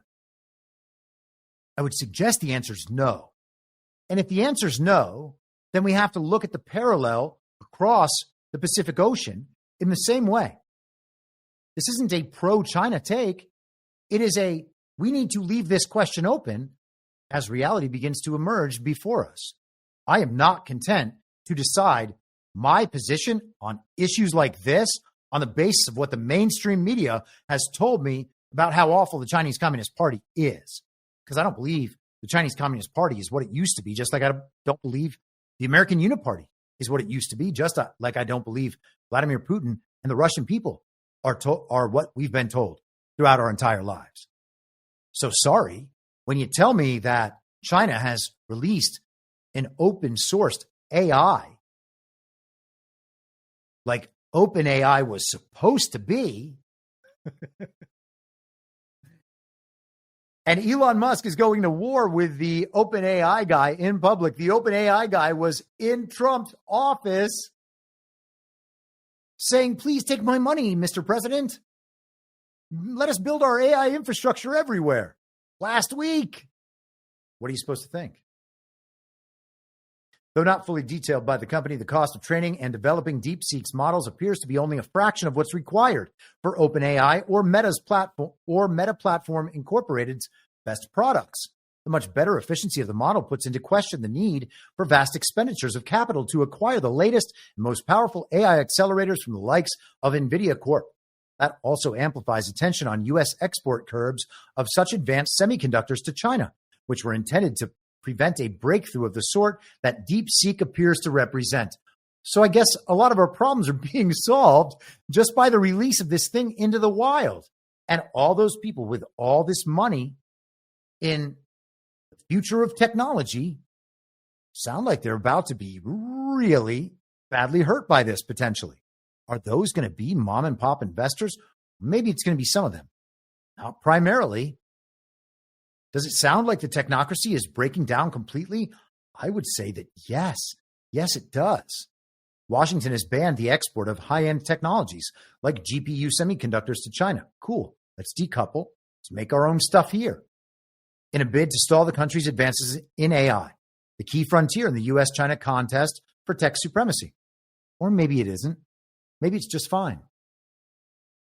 But maybe having the same thing released worldwide, open source, so that everyone can make their own version, and it's all decentralized, and you can't turn off the internet so people can keep connecting, and there's no central hubs that can cut any of it off. Maybe it means that there is no contest between nation states for supremacy. At least not on these grounds. It nullifies the existential threat rather than commercializes it, which is what they did. By keeping it an existential threat, along the lines, by the way, of pandemics, which are fake, and nukes, which are definitely real. Definitely real. I mean, you got to be a conspiracy theorist to even consider otherwise. They lie about some existential threats, but not all of them. Not all of them. You can't say it's all of them or you're a conspiracy theorist. But DeepSeek's progress suggests Chinese AI engineers have worked their way around the restrictions, focusing on greater efficiency with limited resources. Are they smarter than us? Why don't we hire them all on H-1B visas? While it remains unclear how much advanced AI training hardware DeepSeek has had access to, the company's demonstrated enough to suggest the trade restrictions have not been entirely effective in stymieing China's progress. Well, here's the thing. The fact that parallel technologies to all our social media and tech apps here in the United States already exist in our superpower adversarial nations means that they were given away. Could be from evil twin to evil twin, or could be from good twin to good twin. Now, if it's evil twin to evil twin, which it seems like all our technology has been under the control of the global evil twin and the evil twin in individual countries, to whatever extent that's true, it's been stripped from them. And we saw that with the Twitter thing. And maybe that's all for show. Maybe the good twin has possessed it the whole time, and it's an evil twin narrative layer of control over all of it. I'm open to that possibility. But if not, then whatever tech they gave to the global evil twin has been seized everywhere. And rather than having it permanently under their control and commercialized for profit, despite it being something that should be free, like the water, like electricity and energy, coming. Well, now it's not commercialized anymore. Now it's decentralized. And maybe there are levels of control, but it's not that top-down global level of control that everyone fears the most. And as long as people are able to exit systems and exit places, then if your society isn't what you want it to be, and there's another one that you would prefer, well, as long as that society will bring you in of their own volition because you provide a benefit to them in some way, then just move. The most democratic thing you could ever do. When did DeepSeek spark global interest? Born in Guangdong, Chinese landscape. Implications for the global AI marketplace. Here we are. DeepSeek's success may push OpenAI and other U.S. providers to lower their pricing to maintain their established lead. It also calls into question the vast spending by companies like Meta and Microsoft, each of which has committed to CapEx of $65 billion or more this year, largely on AI infrastructure, if more efficient models can compete with a much smaller outlay. All of these corrupt tech organizations run by these oligarchs that censored us and have done all the rest of it, controlled markets, etc., probably facilitated human trafficking in their back channels. Sounds like they're all getting screwed. Sounds like they're all going to zero against this technology. Already, developers around the world are experimenting with DeepSeek's software and looking to build tools with it that could quicken the adoption of advanced AI reasoning models while also potentially touching off additional concern about the need for guardrails. So that's amazing. So they're like all other Chinese models. Let me just finish with this. DeepSeek self-censors on topics deemed sensitive in China. It deflects queries about the Tiananmen Square protests or geopolitically fraught questions, such as the possibility of China invading Taiwan. In tests, the DeepSeek bot is capable of giving detailed responses about political figures like Narendra Modi, but declines to do so about Xi Jinping.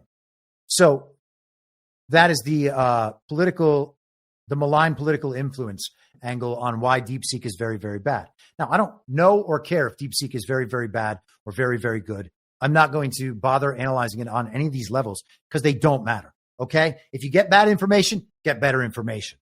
If you only have access to bad information and unreliable information, as we do, then you need to understand that and figure out how to operate in a no trust, no reliable information environment. And that's what we try to do on this show. And in general, with our lives. How do we live productive lives where we can be good people, take care of the people around us, take care of ourselves, take care of our community if we have the ability, take care of our state if we have the ability? How do we do all of these things? Maintaining our sovereignty, looking out for our states. Sorry, I got distracted and thrown off track there for a second. I was trying to pull up these.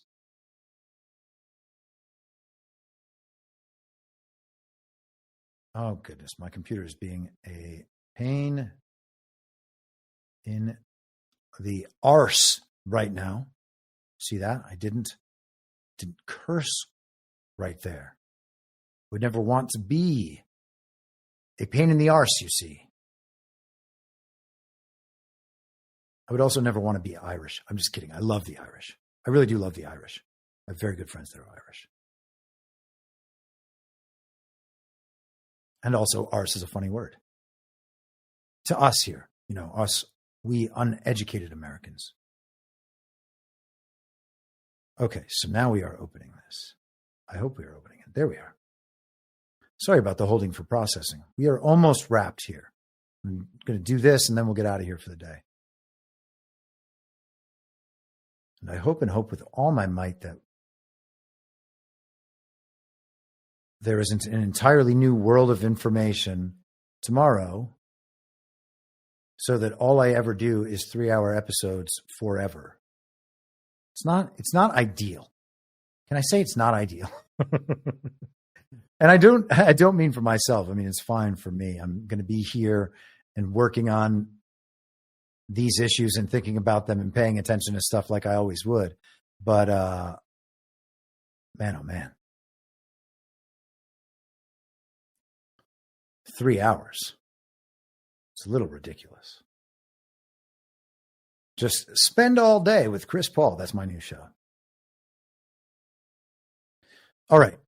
So Elon Musk highlighted these posts today on X, formerly Twitter. And he said that this is the best analysis of the situation on the internet. Now, I posted today. I don't know who needs to hear this, but Elon Musk is rugging the tech bros. He's not rugging MAGA and Donald Trump, right? He's making these people, he's showing these people for exactly who they are, just like Donald Trump does. And I just saw some Rumble rants come in. So before we go to this, I'm going to hit this. Dan Medlin says, $5 says, thanks, moderator. Thank you.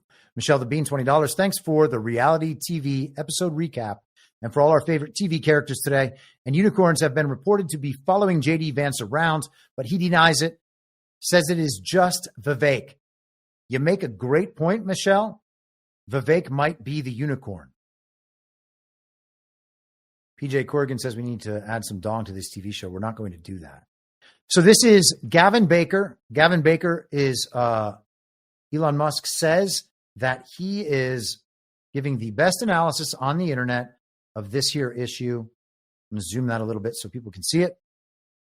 DeepSeek R1 is real with important nuances. Most important is the fact that R1 is so much cheaper and more efficient to inference than O1, not from the $6 million training figure. R1 costs 93%. And to be clear, I don't understand all of the AI jargon that you're going to hear in this. I think the point he's making is understandable outside of the AI jargon. So if you want to get back to the jargon, I encourage you to do that on your own. Just pop into into Perplexity or whatever else. What is inference? What is R1 versus O1? What is 1 gigabyte of RAM in FP8? Okay. RAM, by the way, is random access memory. It's how much the system's able to deal with at once. R1 costs 93% less to use than O1 per each API, can be run locally on a high-end network station, and does not seem to have hit any rate limits, which is wild. So he's meaning that if you have a good computer at home, you could actually just do this yourself. And it sounds so much like a Bitcoin node. It just does, okay? They're decentralizing AI. They're decentralizing social media. They're decentralizing Bitcoin. They're going to decentralize power, production, storage, and transmission. All of it's going to be decentralized on a parallel information, communications, energy, security, infrastructure. All that is software. All of that is what the tech bros have built, okay? There are the tech bros running down that train. That train is speeding ahead. We're all going to know that that's the train. The tech bros, the scientific materialists, the globalists, they're speeding down the left side of that train, of those tracks, trying to jump on that train. They're going to rob the train. Trump, MAGA, America First, sovereign nationalists worldwide are running down the right side. They're going to jump on the train. They're going to rob that train. And whichever side defeats the other while robbing that train is going to win and going to control this. It still can go one way or another. The election was not the end of the game. As I said, for many, many, many months before the election, it is wonderful to have this advantage, especially in the communications area, in the info war area. It is information dominance at this point. But the problem is we still don't know who our enemies are. And a lot of people are in denial because they want our enemies to be our friends. And this is a very spiritual thing ultimately, because the enemy is the enemy. They're not your friend. And maybe someday they will see that what they're doing is wrong and what their enemies are doing is right. And they'll come over. But until then, they're just enemies. All right? And, some of these people are, and I'm not saying because they're enemies, we need to kill them. I'm saying we need to understand that while they might want to do certain things with us, their purpose is not helping us. Okay? Their purpose is to take our power for themselves. That's what makes them the enemy. In that respect, they are indistinguishable from the people who are obviously our enemy. And it turns out that they are controlled opposition of that enemy, and they're actually pursuing more interests and more important interests with our obvious enemy as their controlled opposition in the uniparty. That is the thing that must be defeated in the train. And when we hit that train, the technologists and the globalists and the climate change people and all the wokest communists you've ever imagined are going to be joined with the uniparty right again against us. Okay? That's what's happening on the train.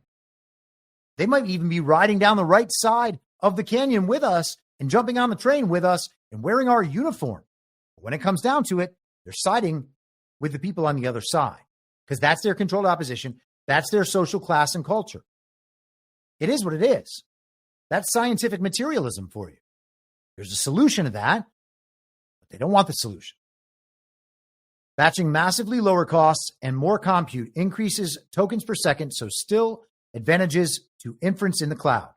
Would also note that there are true geopolitical dynamics at play here, and I don't think it's a coincidence that this came out right after Stargate. RIP $500 billion We hardly even knew you. Last week, people freaking out. All that money for AI, it's going to go into vaccines and everybody's going to have to get injections. What does any of that mean now? Zero. It also meant zero then. And now he's doing a white power hand gesture. I'm doing a zero. It's zero. Is that better? Zero. Oh, now they'll be like, he just did the Freemason eye thing. I'm screwing myself. Oh man, that's hilarious. So $500 billion, we hardly knew you. Obviously, it's no coincidence coming out right after Stargate, as I just mentioned. And why did Trump do that? Because he knew this was coming this week. So he had them come down. He showed them off in his trophy case. Who said that? Me. Who else said that? My dad, Steve Bannon. People are like, it can't be true. These are our friends because Trump says they're good. It doesn't matter if Trump stands them up there and says, oh, we've got this great relationship. Hey, tell him about what you're going to do with your amazing little toys that you've created. He's just doing what he's got to do. And he's doing it brilliantly. I genuinely think people are like, it's an insult to Trump to not trust him. No. What's an insult is not understanding what Trump is doing and trusting all his enemies, no matter how hard he tries to show you that they're enemies. That's got to be the insulting thing. Not trying to actually wake up so that we can ever move forward has got to be the insulting thing, if you ask me. But I know I'm a conspiracy theorist. I'm very, very mean. Real. Number one. It is and was the number one download in the relevant App Store category. Obviously ahead of ChatGPT, something neither Gemini nor Claude was able to accomplish. So other rival AI models from major companies were not able to defeat OpenAI. It is comparable, number two, to O1 from a quality perspective, although lags O3. So it's good, but not the best. Okay. Number three, there were real algorithmic breakthroughs that led to it being dramatically more efficient, both to train and inference. Training in FP8, MLA, and multi-token prediction are significant. Okay, cool. Is that happening right now? Is this innovation happening right now? Or did it happen a long time ago? Or did it happen because OpenAI and DeepSeek simply separated like this? Or one was a clone of the other, and who knows which direction? But one of them wasn't censored. Is it the Chinese one that wasn't censored? Is it the Chinese one that doesn't have the garbage in, garbage out problem given to us by our media and by the fact that we all believe our media, and then we will reproduce the central narrative to feed in as new garbage to these systems? Could be either. Number four, it is easy to verify that the R1 training run only cost $6 million. While this is literally true, it is also deeply misleading. Number five, even their hardware architecture is novel, and I will note that they use PCI Express for scale-up. Did all this just happen, or was this part of the original plan and design? And are we just seeing all of that play out as it was always going to and always supposed to? Nuance. The $6 million does not include costs associated with prior research and ablation experiments on architectures, algorithms, and data for the technical paper. Quote, other than that, Mrs. Lincoln, how was the play? And that's kind of, an old phrase, a cliche, and what do they call it? An idiom. That they've said so many bad things. The bad thing is so obvious. That's what we just said. But if you put the bad thing aside, what's it like?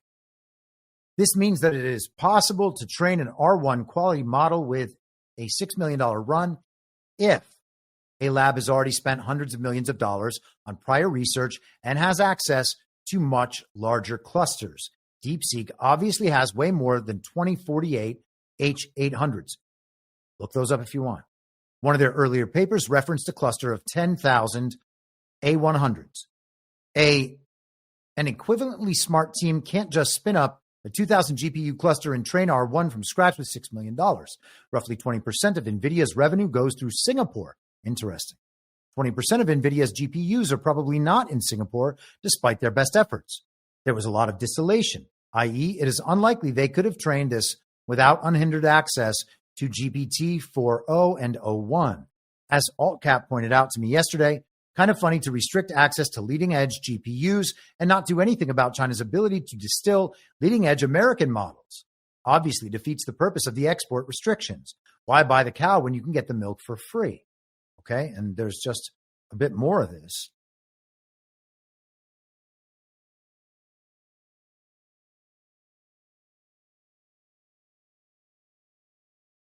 Oh, sorry, I just chose the same one. Let's go here. Make sure I'm doing the right one. There we are. Conclusions. 1, lowering costs to train will increase the return on investment on AI. 2, there is no world where this is positive for training CapEx or the power theme in the near term. 3, the biggest risk to the current AI infrastructure winners across tech, industrials, utilities, and energy is that a distilled version of R1 can be run locally at the edge on a high-end workstation. Someone referenced a Mac Studio Pro. That's like $5,000 or something. That means that a similar model will run on a superphone in circa 2 years because of how quickly that technology advances. And so it's like what used to take a massive computer now exists in the palm of your hand. That means that a similar model if inference moves to the edge because it is good enough, we are living in a very different world with different winners, i.e. the biggest PC and smartphone upgrade cycle we have ever seen. Oh, wow. What about Elon's Tesla phone that he has hinted at for years? Compute has oscillated between centralization and decentralization for a long time. Which one's going to win? ASI is really, really close, and no one really knows that's artificial superintelligence. What the economic returns to superintelligence will be. If a $100 billion reasoning model trained on 100,000 plus Blackwells, O5, Gemini 3, Grok 4, jargon again, sorry, is curing cancer and inventing warp drives, then returns to ASI will be really high, and training CapEx and power consumption will steadily grow. Now, that sounds like nonsense to me, but I guess we'll see. Dyson spheres will be back to being best explanation for Fermi's paradox. Again, it's probably drifting into the nonsense realm there, and AI theoretical stuff that is very scientific materialist. We'll see how the future goes. I hope the returns to ASI are high. Would be so awesome. So obviously a tech optimist here. This is all really good for the companies that use AI software, internet, etc. 6, from an economic perspective, this massively increases the value of distribution and unique data, YouTube, Facebook, Instagram, and X. 7, American labs are likely to stop releasing their leading-edge models to prevent the distillation that was so essential to R1, although the cat may already be entirely out of the bag on this front, i.e. R1 may be enough to train R2, etc., and you have to think that that's probably likely.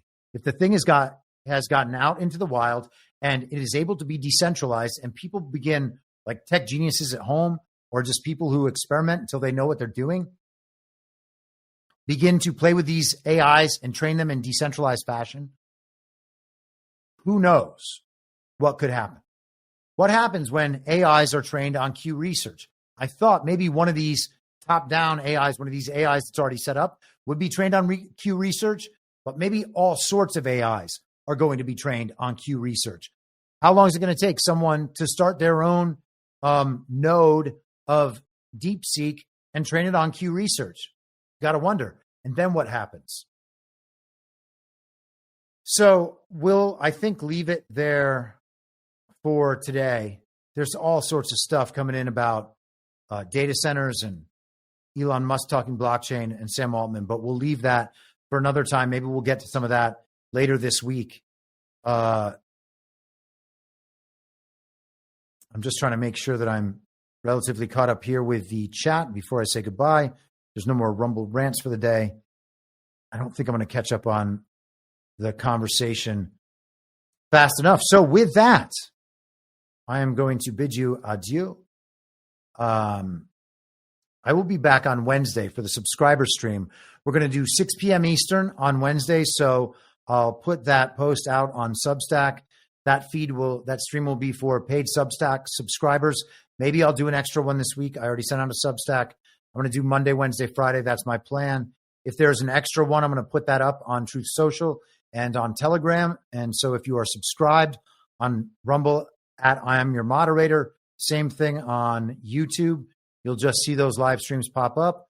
But otherwise, look for them on Truth Social and Telegram. I'm Your Moderator on Truth Social. t.me/veryreasonable to find me on Telegram. So 6 p.m. subscriber stream. If you want to join that, Q&A is on Substack. Subscribe on Substack. That's where paid subscribers gain access to the Wednesday subscriber stream. I will be back on Wednesday at 6 p.m. Eastern, Friday at the same reasonable time on the Same Reasonable Podcast Network. I don't have a network. Masks and lockdowns don't work. They lied to you about a pandemic, and Joe Biden will never be president and was never president. Well, what? You know who I am, don't you? Well, you ain't Fiona Apple, and if you ain't Fiona Apple, I don't give a rat's ass. Ah! And what's wrong with being an angry prophet denouncing the hypocrisies of our times? What do you think, Max? Do you want to be an angry prophet denouncing the hypocrisies of our times? Yeah, I think I'd like to be an angry prophet denouncing the hypocrisies of our times. It's not true. It's more true than I would perhaps prefer. Can we stop this cruel game and allow the boy to keep one shred of dignity? For God's sakes! I can't stand to see him in all this pain! You vicious bastards! Let him move in with you! Is it so bad to see somebody happy? So just let him move in! For the love of God, let the boy move in with you! Good Lord! And I will not let you down.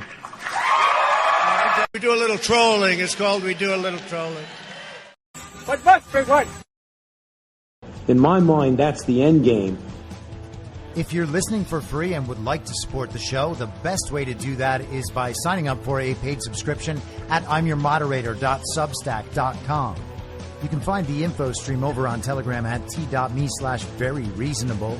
The merch site is cancelcouture.com. And for all my other links, you can visit linktree.com/imyourmoderator.